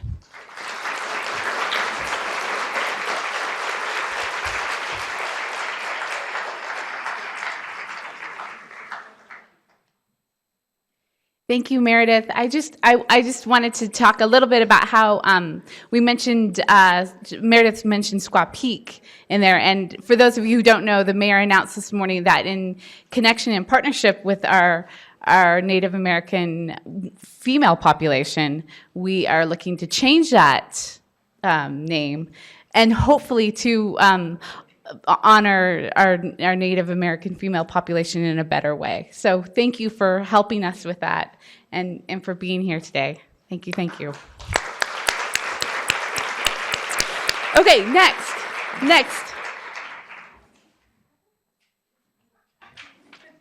Sorry, that was. Okay, next, Stephanie Larson is here from Encircle. Encircle is that really cool blue house that you see across the temple, the Provo City Center temple on, what are you on? 400? What number? Second South. Okay, I was close. Stephanie is the executive director for Encircle LGBTQ Family and Youth Resource Center. Stephanie studied family sciences as an undergraduate at BYU. Then she received a law degree from J. Reuben Clark Law School. Stephanie, thanks for all that you're doing. We're so happy you're here. Thanks, Courtney. So, as Courtney said, that very long name, LGBTQ Resource Center. Why would anyone start a lesbian, gay, bisexual, transgender, queer center in Provo, Utah, of all places? I think I'm just going to go through my story a little bit so that I can understand, so that you can understand my passion for this and my concern. We did address earlier today the problem with suicide, and that's probably the forefront of why we are doing this. My story started about 20 years ago when I married into the Larson Williams family. This family is very diverse. Everyone in this family has very different paths in life, and they all support and love each other. They celebrate life together, and they laugh together. And as I watched them, I became inspired about just loving other people regardless of our paths. A very important part of this family is John Williams. Okay, do I click the top one? Okay, let me go back. Can I go back? There we go. Okay, so this is John Williams. John told me once that he would have done anything to not be gay when he was in high school. John served an LDS mission, and shortly after serving his mission, he became suicidal after years of struggling with anxiety and depression. In 1965, John went to his family and told him that he was gay. And what did they do? John's family embraced him, and encircled him in their family's love. John never went outside of his family's love. And I believe that because of the support he had, he never spent years depressed, in shame, trying to maybe change himself or be someone different. Instead, he got to become more talented and share what he was with the community. John became a very successful businessman, restaurateur, and just a very important part of Salt Lake community. He started over 10 restaurants, the Gastronomy Restaurant Group. He became the first renovationist in Salt Lake. He started the Downtown Alliance. The thing that was greatest about John, though, was the way that he loved and served individuals, and the way he treated people on a personal level. And in watching him for 20 years, I learned a great deal, and he probably influenced my life more than almost anyone. Not only did he change the community, but he changed people's feelings, and he did it all through love. So watching him, I became obsessed with what is happening in our community. The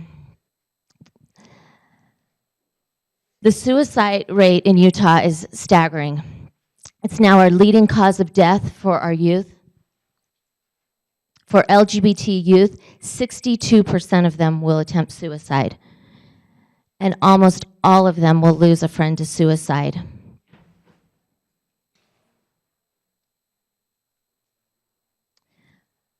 Perhaps, though, the greatest problem is the loneliness, depression, and absolute fear that these kids and their families face.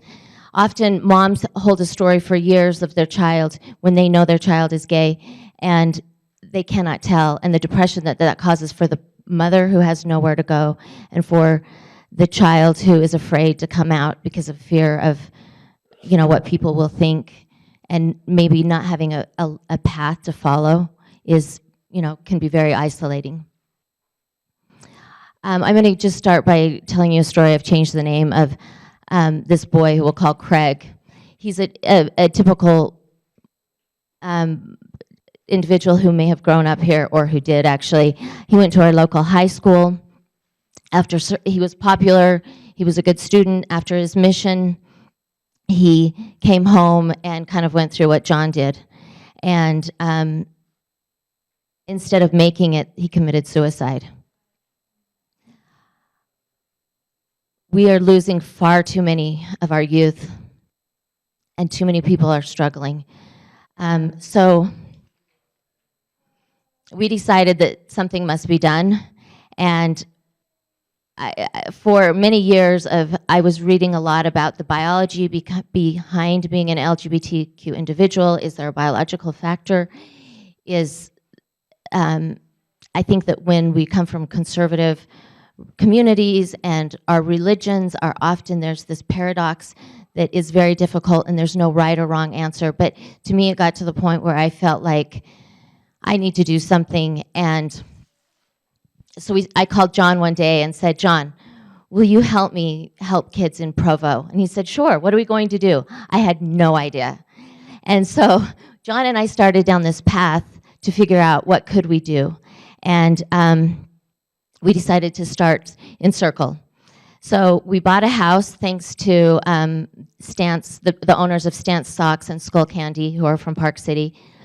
They bought this house, and we began on going down the path on how we could best help people. So we have, our mission is to bring the community and the family together to enable our youth to thrive. I personally believe that we talked about, well, let me go back. We talked about originally starting a youth shelter because there are so many LGBT youth who are homeless. 40% of homeless youth in Utah are from the LGBTQ community. A lot of them live in Ogden Canyon. They've been living in Spanish Fork Canyon, and they create families there because they've been kicked out of their homes. We decided instead to try to find a way to help the families and communities work through this and navigate how to better support their kids and sustain one another before it gets to the point of kids being homeless. So this resource center will be somewhere that kids can come and their families to learn more about how to navigate this. So we've spent the last 8 months renovating this old home that was built in 1891 by William D. Alexander. It's an absolutely gorgeous house, and we hope that it will be a great place for kids to feel love and support. So I'm going to tell you just a little bit about what we'll be doing in the house. We have a counseling service that is called Flourish, where we will give free counseling to parents and families.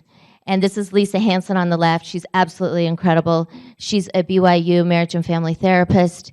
She, after having 7 kids and getting married young, she went back to school to figure out how she could help this community better deal with this and find wellness and happiness in life. So she has 2 counseling rooms that she's training therapists on how to deal with this, and she will also be bringing in many therapists from the community who have volunteered to help us. We have a number of programs, and I'm just going to kind of quickly go through this because I'm grateful for the opportunity for you to better understand what Encircle is doing. On Tuesday nights, we have an event called Tools to Thrive, and this will be giving the LGBTQ individuals and families life skills, such as how to navigate this within your religion, how to better communicate with other people, finance classes, just practical classes to give these kids confidence and to help them live better lives. On Wednesday night, it's just a fun night we call it the Love Louder Art and Cultural classes. So many, many local artists have volunteered to come in and teach kids and give of their time and their talents. Monday night is my favorite night. That's where we're bringing in successful people from the LGBTQ community who are living great lives. And they're telling their stories and the things that have helped them to be successful and be a great part of the community. We're hoping that hearing these stories will help the families feel comforted that their children will be okay too. And we hope that it will give these kids hope that they have a future and a great life ahead. We're doing a lunch with Lisa. I don't know if any of you know Lisa Holmberg, but she's a dear friend of mine who has a child who came out the day after he got back from his mission. And Lisa is this person who was able to wrap her arms around him and support him through that. And she's a great example of loving louder. This lunch, parents come and they just sit down together and they talk through what they're experiencing and create friendships with other parents who can help support them. Seeking Sanity is basically an AA meeting.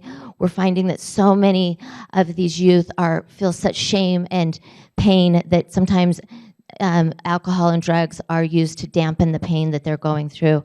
And so we want to help support them and help them to keep that in check. Also, we have drop-in hours where kids just come in, they can get a cookie that one of the volunteers has made, do their homework, and just feel loved and safe. We have many, many support groups. Most of them are on Thursdays. We have ones for I forget the name of it, marriages where one of the people identifies as LGBTQ and one is straight, to help them navigate those marriages and work through those. We have some for the transgender community, for young teens, for college students. Anyway, you could go to our website. There's a whole calendar of events for what is always happening. So right now our hours are limited. We need volunteers and people who are trained who will help to make this so that this could be a center that's available, 12 hours a day, so that, if let's say a brother comes out to his sister, she has a place to go and ask for resources and ways to help them navigate this. And I'm going to skip through some of these really quickly. I guess in just concluding, I want to say how much I love Provo and our community, and how when I decided to do this, I thought, I'm going to lose all of my friends. People will not understand this. And instead, I have seen the best of people. We have had people come out on their Saturdays and help tear this house apart to help us renovate it. We had 53 volunteers show up on Saturday who sat there the entire day learning how to get trained to better help these kids and their families. I truly believe that what Provo does best is community, and we are very good at supporting and sustaining one another. And I hope that Provo can be a place, and Utah Valley can be one of the best places in the nation to be an LGBTQ child. I think that the more we are willing to be open and to be educated and to have empathy for individuals going through this, the more we will feel love toward them, and the more we will be better at making them a very important part of our community, and this being a place that they want to live and feel loved. I'm thankful for the opportunity to be here, and thank you, Courtney.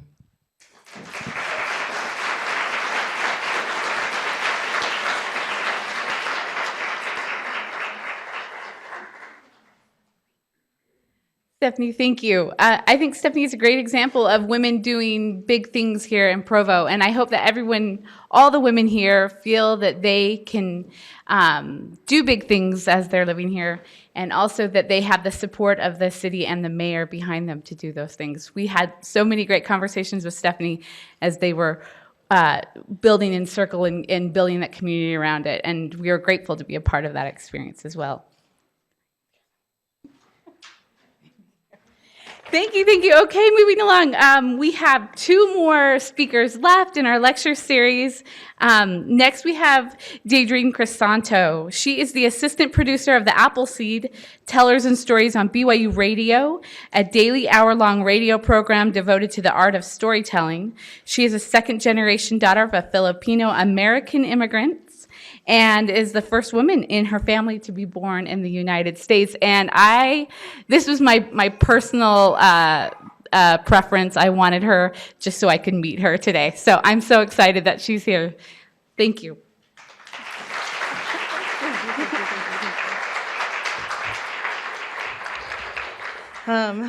Thank you for coming to my recital today. I'm just kidding. I was really flattered and honored to be speaking today. A lot of the women, that have spoken are established. They're doing really great things in the community. And I was feeling really nervous because I'm a student. I'm still trying to establish myself. I'm still trying to figure myself out. And so I thought a lot about what I wanted to say today. And I decided I didn't want to lecture or throw discourse. I didn't want to give you an expansive overview of the history of racism or institutionalized discrimination. And I didn't want to list off all the mean things that kids used to call me growing up. I'm not sharing any encyclopedia entries or statistics. And I'm particularly sorry about this, but I really don't have any advice for you as to how to be a better ally to people of color, because I know that's what some of you might have been hoping to hear. Just be nice. Instead, I'm just going to tell you some of the stories that I have. I've spent the last 4 years studying storytelling. I'm an interdisciplinary humanities major at Brigham Young University, and I am minoring in media arts. I've written, hundreds of essays picking apart storytelling and narrative and that sort of thing. And every day I get to broadcast stories from people all over the world who are the gatekeepers of their oral tradition in their respective families and communities. And so I've been very lucky to engage with storytelling every day and to be able to make my bread and butter out of it. And this spring, I will have lived in Provo for 5 absurd, frustrating, and really astonishing years. And more important to me than the diploma I'll be getting will be the stories that I will have to take with me. So I'm grateful to be here today because telling stories is really all I know how to do. It gets me into trouble, and sometimes it gets me out of it. But most importantly, I'm grateful to share my story because women of color don't typically get to share their story in their own words unless it's written by someone else or they've cast Scarlett Johansson. So this is my story, and it begins when I'm 7 years old. I'm in my 2nd grade classroom, and there's a little tent set up in the corner for silent reading after you're done with your tests. I remember unzipping the flap and seeing 3 other girls already sitting in the reading tent. I put my foot in, and Riley, with 2 little blonde pigtails, looks me right in the eye, and she says, "There are no brown girls allowed in here." So she zipped up the flap, and I ran and cried in the bathroom. She also told me I was fat, so I spent a lot of time crying in the bathroom in elementary school. I was only 7 years old, and I didn't really know what brown meant. I didn't know what racism was. I didn't know black, brown, white, yellow. I didn't know anything. I just knew in that moment that my skin was brown, and for some reason that meant I wasn't allowed to be in certain places or to do certain things without the Rileys of the world there to close the door on me. And she was just a little girl, just like me. And it wasn't her fault. It was just that we lived in a world that decided long ago that we have to measure each other's worth by what we can see on the surface. And more often than not, if you're like me and your skin is not white, it's hard for people to see the rest of you. It's hard for them to see you as a complete picture. And today is about visibility, and I wanted to talk about visibility and invisibility today. So as I said, when I was writing this speech, it was pretty emotional for me because it's a good day for me when I don't have to think about being a woman of color. It's a good day for me when I can just go about my day and not have to question my identity or explain myself. So I went through every stereotype, every derogatory slur, every microaggression I had ever heard, and it was a pretty overwhelming experience. But I am Filipino American. I grew up in the United States, and I have a very strong tie to my Filipino culture. I love my family, I love my heritage, I love my body and my history, and I even love this country despite the awful mess we often make of it. And I'm a very hopeful person. But, you know, a lot of the times we tell our stories and we don't know exactly what those words mean to others. And there's really no excuse for us not to know better. Over the course of my lifetime, I've heard so many reiterations of no brown girls allowed in an impossible number of ways, directly and indirectly, from individuals and institutions who actively harm people of color to even my nicest neighbors and friends who inadvertently assert their entitlement through well-meaning words. Sometimes I think the hardest words to swallow are the ones that come from people who are nice. Being nice should just be a default. Everybody is nice, but being kind is a very active, thoughtful thing. And I'd much rather meet a kind person than a nice person. And I am a woman of color. I'm a whole person.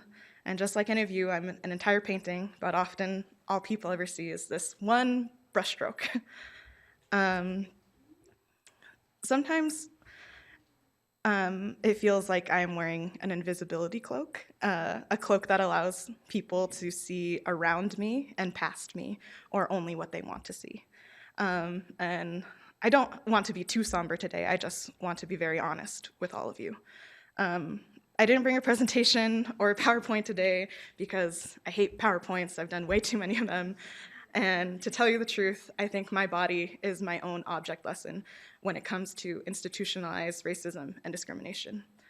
Part of my experience as a woman of color is experiencing a lot of issues with my body over the years regarding what it really looks like and what I'm told it should look like.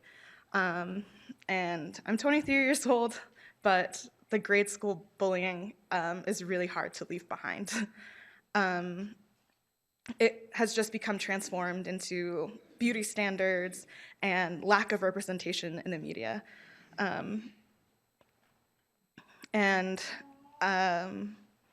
As a person of color, I feel a lot of paranoia about what I show and what I don't show regarding my physical appearance and regarding what I'm feeling. A lot of the time, I don't want to talk about being a person of color because I'm afraid I'm being too sensitive. I'm afraid that I'm going to have to explain myself or qualify who I am over and over and over again. And I would much rather just focus on being human.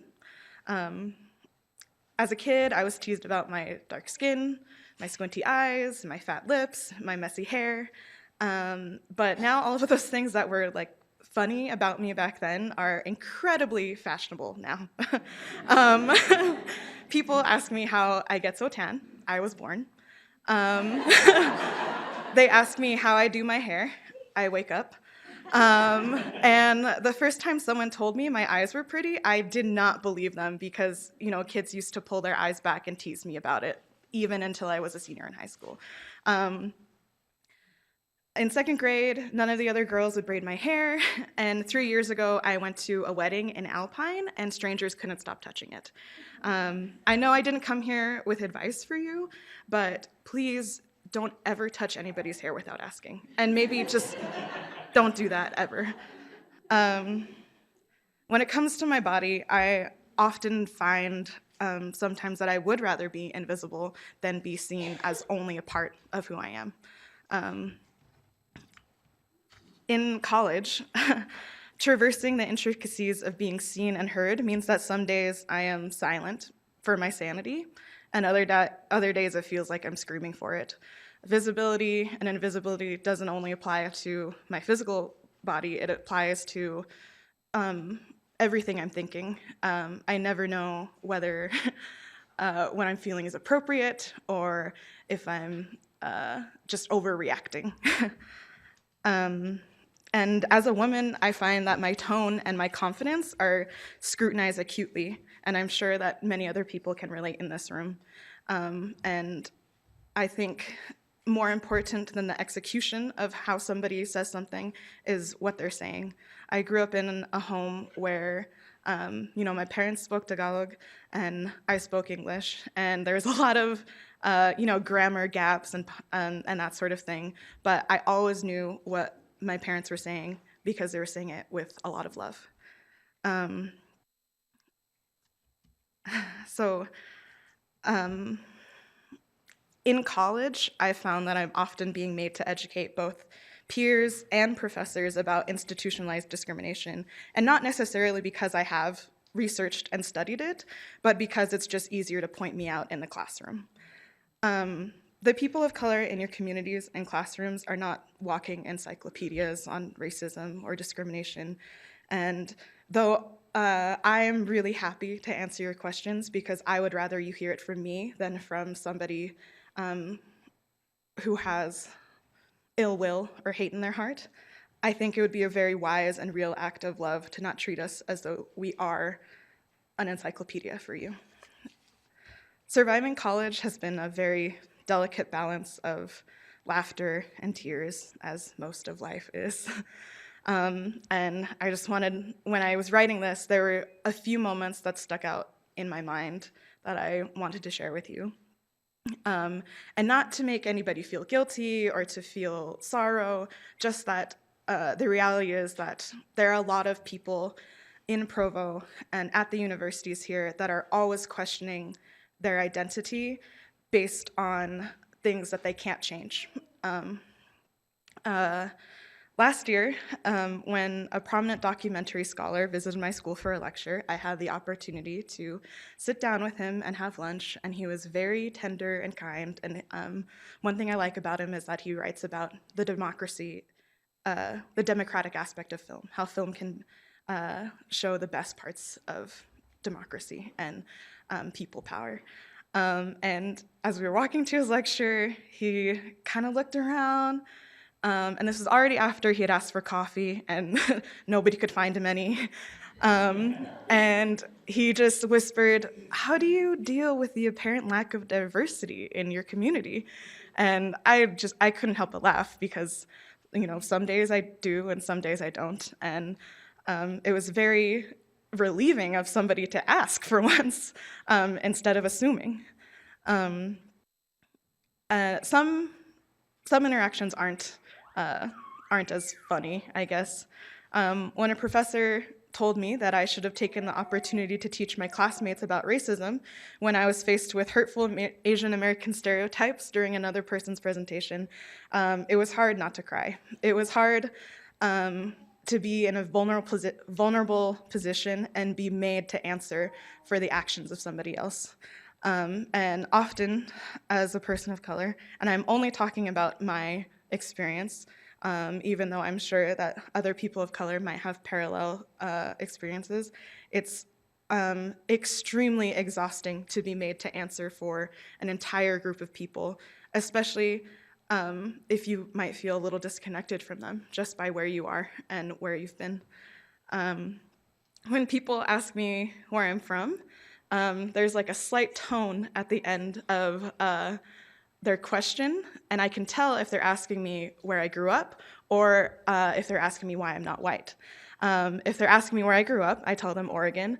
If they're asking me why I'm not white, I usually rattle off a bunch of different countries until one of them suffices.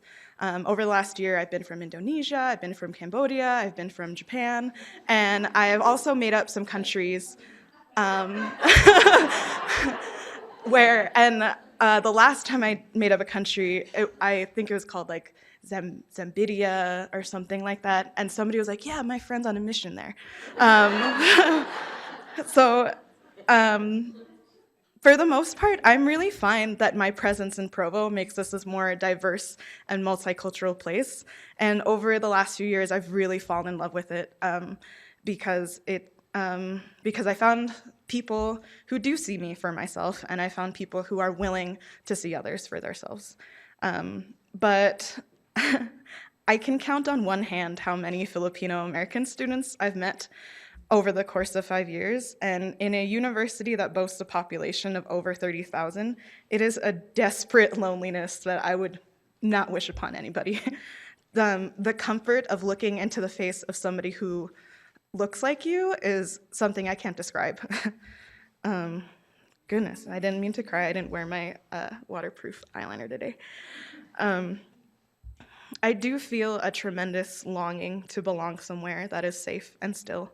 And for the most part, I felt a good portion of that here. Being the daughter of immigrant parents sometimes means that the concept of home feels impossible to understand. If home is where the heart is, then home, like my heart, is usually torn between a lot of different places and people. And it's torn between how I am and how I think I should be.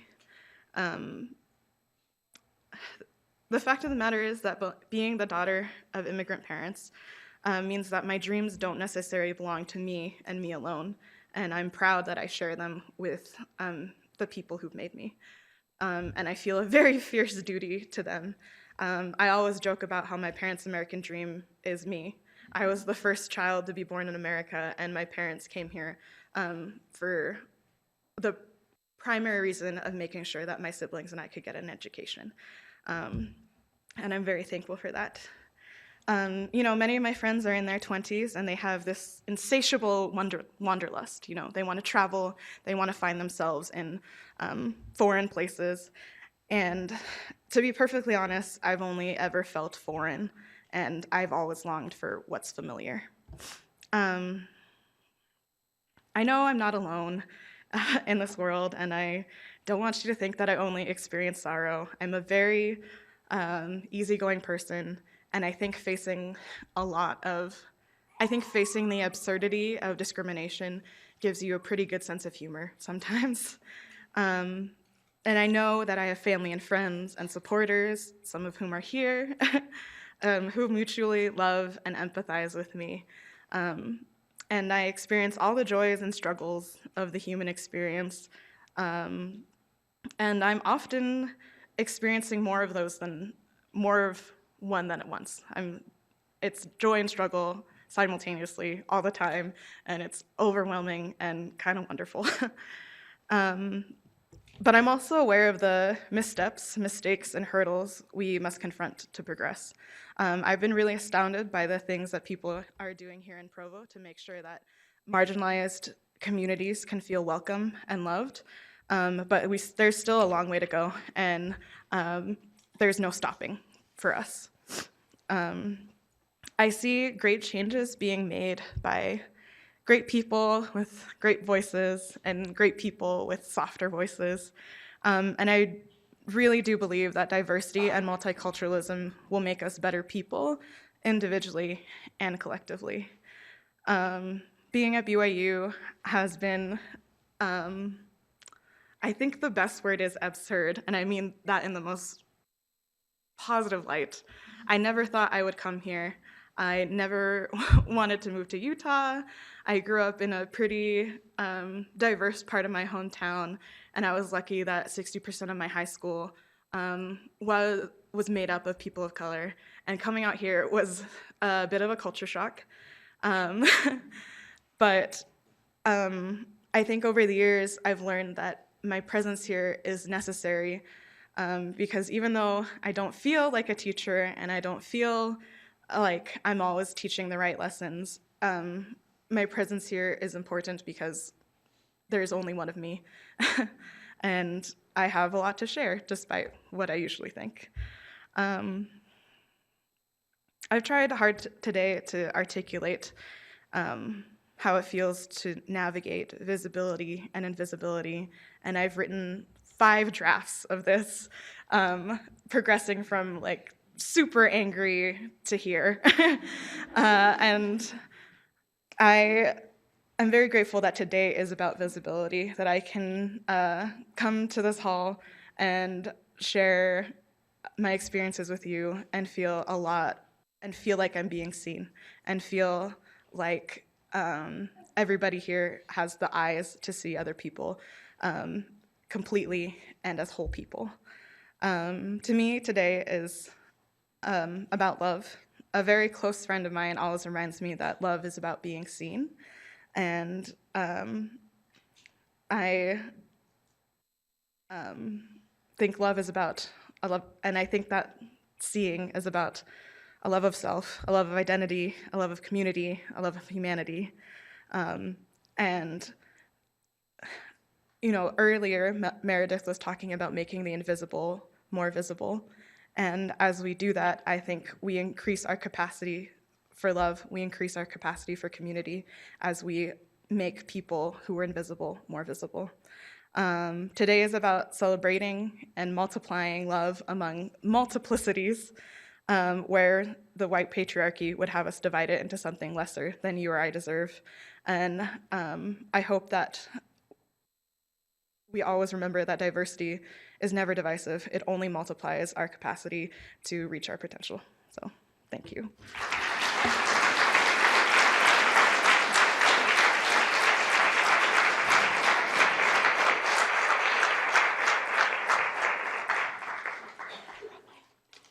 Hadrian, thank you so much. Get your flowers. These flowers are from Foxglove. Across the street here, they do an amazing job. We're grateful for them today. That was beautiful. Thank you, thank you, thank you. Last up, we have the Allison Show here today. She did not tell me to say this, but I'm going to say it anyway. I know a lot of you want to hang out with her after she's done, but she has to catch a flight. So she's got to beeline it after we're done here today. Yes, that's right.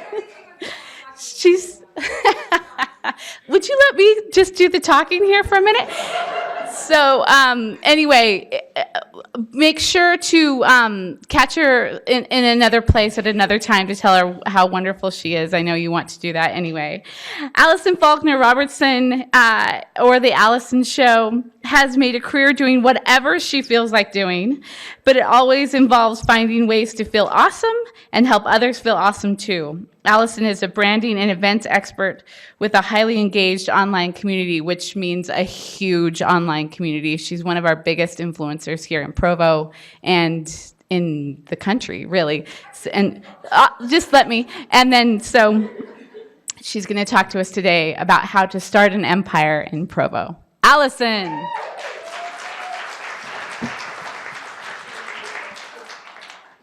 Get all our situations situated here.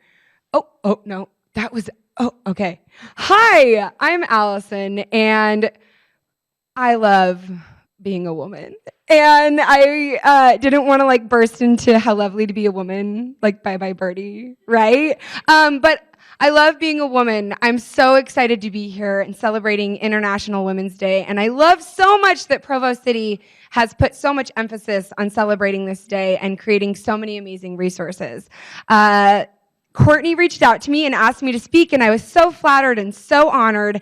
And somewhere along the ways, I didn't really know what I was talking about. And so when I went online to see, what the title of my presentation was, it was How to Start an Empire. And I got really embarrassed because there's a good chance I said that's what I was going to talk about, but I didn't remember saying that. And then I thought, how presumptuous I must sound to declare how to start an empire would assume that I have an empire. I don't have an empire. I'll tell you, Courtney kind of said what I do, and I'll tell you what I do. So I almost texted Courtney. I was really embarrassed, and I was going to say, can we change the title? I'm not comfortable with it. I'm so sorry that I wasn't more on top of it. And then I stopped, and I thought about it. And on multiple occasions, I have declared that I am trying to create an empire, right? So even if I don't, in front of people, so even if I don't currently have an empire right now, I am trying to build one. And I've been blogging and creating content and doing different things for over 10 years now. And I like to give away all the best secrets right in the beginning in case it gets boring and you've been sitting for a really long time. And my number one tip for building anything or starting anything is to simply just declare it. And so I decided to leave the title of the presentation, How to Start or How to Build an Empire, and then even to take it one step further and share Allison's plan for ultimate world domination. No, I'm just kidding. I don't have a plan. I'm just going to do it, right? And so that is my absolute top takeaway, is just owning it. right? Last night we took my kids to dinner. I've got 3 kids. I have a 15-month-old daughter. So much fun to take a 15-month-old to dinner, right? And we went to Texas Roadhouse because they have the rolls with the honey butter, you know? And I looked over at her, and I always think that toddlers look like sultans, right? They're just lounged back, languid, and people are handing them things, and sometimes they swat it out of your hand, right? And she was reclining in my husband's lap because she refuses to sit in a high chair because she's a sultan, a sultana, if you will. And I looked at her, and she had one hand, she was like fisting honey butter and just smearing it all over her face. And with the other hand, she had a cup, because you can tell my parenting skills right here. She had a cup of blue cheese dressing, and that was just smeared. And she was going back and forth between the blue cheese dressing and the honey butter, and it was all over her face. And she was sitting there like a freaking boss, owning it. And I thought, I think sometimes I look a lot like her. I'm doing something absurd and I'm doing something ridiculous, but as long as we own it and commit to it, the battle is won. We're done. So I'm going to go now. We can be done. No, I'm just kidding. So as awesome it is to just declare that if you own it, it will come to be, right? There are obstacles that arise in our way. And so I'm just going to share like teeny tiny bit of my story and what the things I'm doing and the things I've created. And I realize that the obstacles and hurdles are actually usually presented as a lack of resources. But as a very, very sexy man once said, oh, we'll go past, oh wait, dang it, you're gonna have to wait for the sexy man because it's the next one. I know, it's so good. Okay, so here's a little bit about me. It's boring and we'll go quick. I started blogging over 10 years ago, mostly essay blogs, and then I moved into crafts, my goal always being to put some love into the world. Very altruistic, guys. I have online courses. There's Allison's Cookie Party. I've done events where I traveled across the country doing events with large sponsors and companies like Microsoft. I've worked, you know, Healer, HP, different people. And I also, last year, did an all-female dance party celebrating International Women's Day, and I'm so excited that they're doing their own this year. I do a cookie course. I had an event space for a while until I realized I get really upset when people put my tables back in the wrong space. So I no longer do that. But all of the things I've been able to do, I really believe that being in Provo has been one of my major resources. This guy, they're all female dance parties, but this guy will find his way there sometimes. Actually, I invited him to the first dance party that I did in Provo, and it was Allison's Flamingo Fest. And I didn't tell him it was an all-women's dance party. And he showed up, and then I think he got a taste for it and really liked it. So it's almost hard to find a picture of one of my dance parties without me in it. So I'm not quite sure how he did this, but where there's a will, there's a way, right? He owns it. And so last year I had the opportunity to do a lot of events. I love creating environments and places where women can feel safe, loved, and empowered. And that's a lot of my goal. And so last year that presented itself in the form of doing lots of dance parties because I was lucky enough to secure a large sponsorship with a company that sponsored 3 dance parties, and then Provo helped sponsor another one. But this year, what I'm really working on is providing a lot of tools and resources, everything that I can. And so I have my new podcast that I do with my husband called Awesome with Allison. And my only goal with the podcast is that each time people feel a little more awesome than they did before. And I also am teaching some branding workshops and courses in person and doing some one-on-one consulting with different businesses, because as I have grown and tried to build something, branding is kind of the thing I know how to do. And as I sit back and I think about it, when people have a dream, when people have something that they want to create, being able to get that message out to people is very often a big hindrance. And so I felt that was something that I could offer, and that's something I'm focusing on this year. I also have an Awesome with Allison calendar. It's a free monthly calendar that goes out that picks a different attribute for the month and then has weekly challenges to help people cultivate that attribute for the month. Again, I just really focused on trying to create these resources and the different things that I've learned.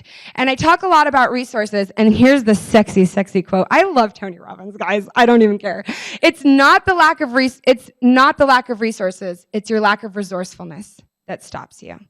So often when we're trying to build an empire, or we're trying to start a business, or even just trying to get out of bed in the morning, it's not that there's a lack of resources. It's that there's a lack of resourcefulness. And again, I know that sounds really altruistic and positive and overly simplified, but I have honestly found it to be true every time. But we've talked a lot about definitions today, and I think defining things can have a lot of power in it. So what I did is I've broken down the 4 different types of resources that having a lack of, I think, can be a hurdle or a stumbling block. And then I'm going to share just 1 or 2 things I've learned about how to acquire more of that resource. And as I looked up the etymology of the word resource, it actually comes from a French word, to rise.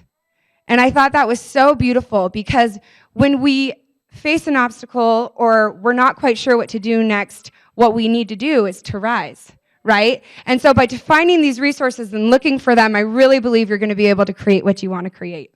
So define your resource, and I'm going to put them into 4 categories. Number 1 is money and time, because time is money and money is time. Number 2 is human resources. So maybe you feel like you need help, you can't find someone to hire, or you need someone to physically help you do something. Educational resources. Sometimes a lack of knowing how to do something, knowing how to use HTML or to start a social media account will keep you, and that educational or that lack of educational resource will really keep you from doing what you want to do. And the 4th resource is the emotional resources. And I think that can manifest itself in maybe feeling a lack of grit, a lack of wherewithal, depression, anxiety, and when we don't prioritize our mental and emotional health, that's a huge resource that we're lacking. So I'm going to share just a quick and tiny, you've been sitting for a long time, some of my personal experience with these resources. So when we talk about time and money, this is the conclusion that I've come to time and time again. If you want the results of a business, then act like a business. Like I said, I do a lot of consulting with people who want to start something, have a brand, get an idea going. And I will say a really large trend that I see is that people want to put the time of a hobby in and expect the results of a business. They don't want to invest in the tools that they need in order to accomplish what they want to accomplish. So I'm not saying you should do what we did, but my husband and I both work for ourselves. It's one of the many reasons we've decided to stay in Provo is we can have 2 businesses that we started without taking any business loans out. And we don't have new cars. We didn't go on any big vacations. We didn't eat great food for a lot of years because we focused on building these businesses. And we treated ourselves like a business. And that doesn't mean you need to go out and take out a business loan, right? For us, what it meant was we didn't have health insurance, but we hired a cleaning lady. Her name is Anna, and she's the best thing that ever happened to me because we didn't have enough money to have office space at that time, and we were working out of our homes. And we could have just worked in squalor and been mad at each other for not cleaning, and the tension was getting high, and it was messy, and we decided to prioritize our workspace. So in our family, we really have the 2 main priorities, and it's our family and it's our businesses. And I love this quote from Greg McKeown. It's a really great book called Essentialism. If you don't prioritize your life, someone else will. So if you feel like you have a lack of time, you're prioritizing different things, truly. And I really do understand I have 3 small children and a lot of bills to pay. Mo money, mo problems, guys, right? I really do understand what it is to feel that lack of time, and it really comes down to priorities, okay? And also for a lack of money, I love this. My husband is a music producer, and he has a million synths. They look like little keyboards. And he had this 16-year-old kid reach out to him and want to buy one of his synths, but they're fairly expensive, $500, a couple $1,000s or more.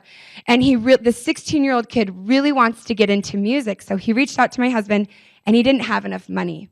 And so instead of reaching out to my husband and asking for favors or asking for things, this kid was freaking resourceful. And he offered a few things, and then he finally came back to my husband and said, I notice you guys have small children. I have a lot of Legos, because he's 16, that I'm not using anymore. And he traded what I think was a couple $1,000s worth of Legos with my husband for a synth. Right? I love Gary Vaynerchuk, and he's an online motivator, an entrepreneur, and he talks a lot about selling stuff on eBay. Okay, we started 2 businesses. My husband lost his job when I was pregnant with our second child. We didn't have any savings. We didn't have any money, but we looked around and we found our resources. And I don't want to stand up here and say, I've done so many things great, because I've done so many things wrong. But I'm just sharing the few things that have really helped me. Okay, so the second resource that we can feel a lack of is human resources. I share this picture because it is me standing next to a ginormous cake. Because I decided for my dance party, Allison's birthday get down, that I needed to pop out of an enormous cake. Because why? Because you need to own it. And it was my birthday party. And so I was going to pop out of a cake. And we're not in LA. We're not in New York. What prop masters do we have? Who can build me a giant cake? It's not actually super easy just to find someone to build you a giant cake, right? What? Can you? Oh, well, then let's chat after, because my person moved. And if you don't ask, no one will answer. You have unlimited human resources. And this isn't the case in every city, but it is the case in Provo. We have unlimited resources. We're in a college town. We have teachers. We have professors. We have, like the girl that I found, had worked in the theater program making props. And how I found her, first, I did what we all do when we need a resource, is I need this, and we start looking outward, right? And one of my top tips for life, for business, for growing a brand, for anything is this. Invest in people who invest in you. So when we feel a lack of resources, we feel a lack of human resources. So often, we want people to follow us or invest in our business. We focus on the 10,000 people who aren't interested and don't care, and go after them and try to bring them into our community, rather than sitting down and looking at the 10 people who do care. And how I found someone to build me that giant cake was, there was this really quiet, really sweet girl who had volunteered to help set up at 4 of my dance parties.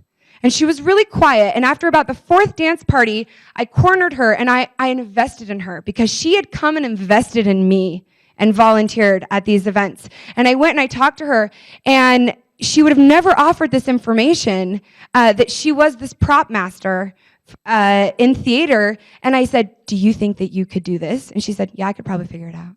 I said, could you build me a giant clam for my Shelley S. Mermaid dance party? She's like, yeah, I could probably build you a giant clam. And she did, right? And so this principle of investing in people who invest in you, so often we think the resources are outside and beyond us. And the third resource I want to talk about is education, right? Again, there's no lack of education.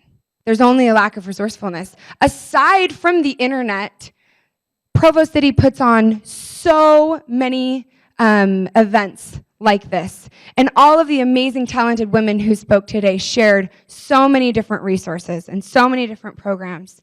My office space is across the street from the Provo Library. And I was sitting in my office space one day, and I was thinking, I do a lot of this emotional well-being. I want some psychology books. I need some psychology textbooks. Where could I get those? If only I could get them.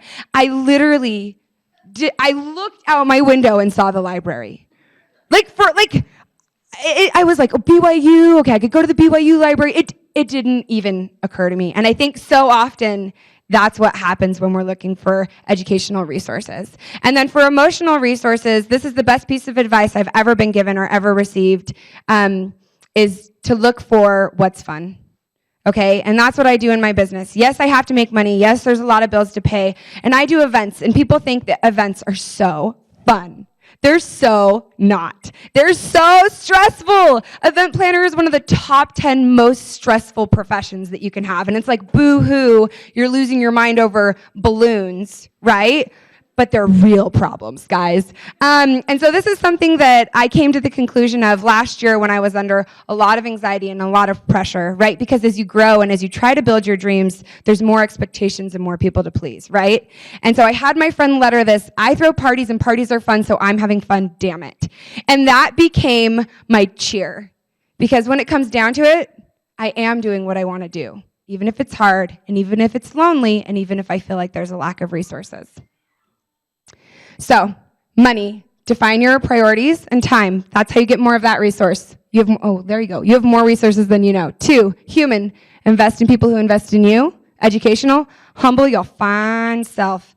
So often we don't want to reach out for the educational resources because we think we already know it or that we should already know it. And I just want to offer this tip. Just like the kid who offered my husband the Legos, a lot of times people reach out to me, can I pick your brain? I want to take you to lunch and pick your brain. Let me tell you, I have 3 kids and I'm trying to build an empire. Do I have time for people to pick my brain, even if I love them so much? No, it's not one of my top priorities, right? So here's what I do, and here's what I have found the smartest people do, is they go up to you and they say, I have A, B, C, D, and E. I would love to offer one of these things to you. And they become a resource for me, and then I, in turn, am able to bring them and help them. And this happens time and time again. And I think about that when I build my courses and I build my content. If I don't have the experience for something, right now I'm working with So Delicious on branding because I want to do more corporate branding, and I don't have a ton of corporate branding experience. So I'm doing that for free, and it's a lot of work. But in return, So Delicious is letting me help them with their branding. It's amazing, right? And so just think of that. Think of the resources that you have, and instead of just going and asking other people for their resources, you have so many inherent gifts and so much value to bring, even if it's just Legos, right? It doesn't have to be directly related. And then the emotional resources, find the freaking fun. And it's just like the oxygen mask principle on the flight. When you put your own oxygen mask on first, you find the fun, you have that emotional well-being, you're then able to turn around and share it with others.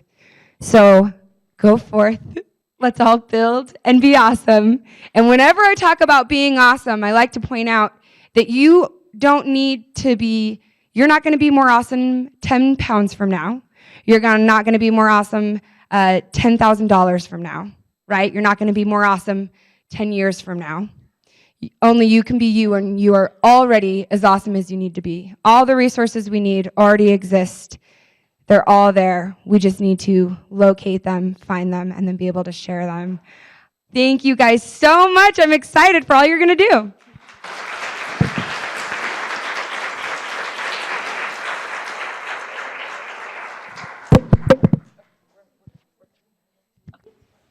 Thank you so much, Allison. Make sure you get your flowers, and then we're going to all just slowly watch you as you leave out the door. Here she goes. Women of Provo, thank you so much for being here today. I feel kind of awkward here. At the Provo Women's Lecture Series. This is just a kickoff to a huge day full of events. If you would like to know what more is going on, please look at provowomensday.com. And like we have one starting at Google Fiber at 1 o'clock, and then we're going to be partying until 10:30 tonight with a balloon drop and prizes. Please make sure that you come and celebrate. And also, one thing that we are so excited about tonight is Girls Summit, which is happening at the library. It's for girls from 8 to 12, and it's just a career adventure exploration night. We have amazing speakers and women in our community who are doing big things. I mean, like an Arctic scientist, just incredible women. Please bring your daughters and let them explore their options. That is from 5 to 7 tonight at the library. We will see you hopefully around. Thank you for being here tonight, and go Women of Provo. Thank you.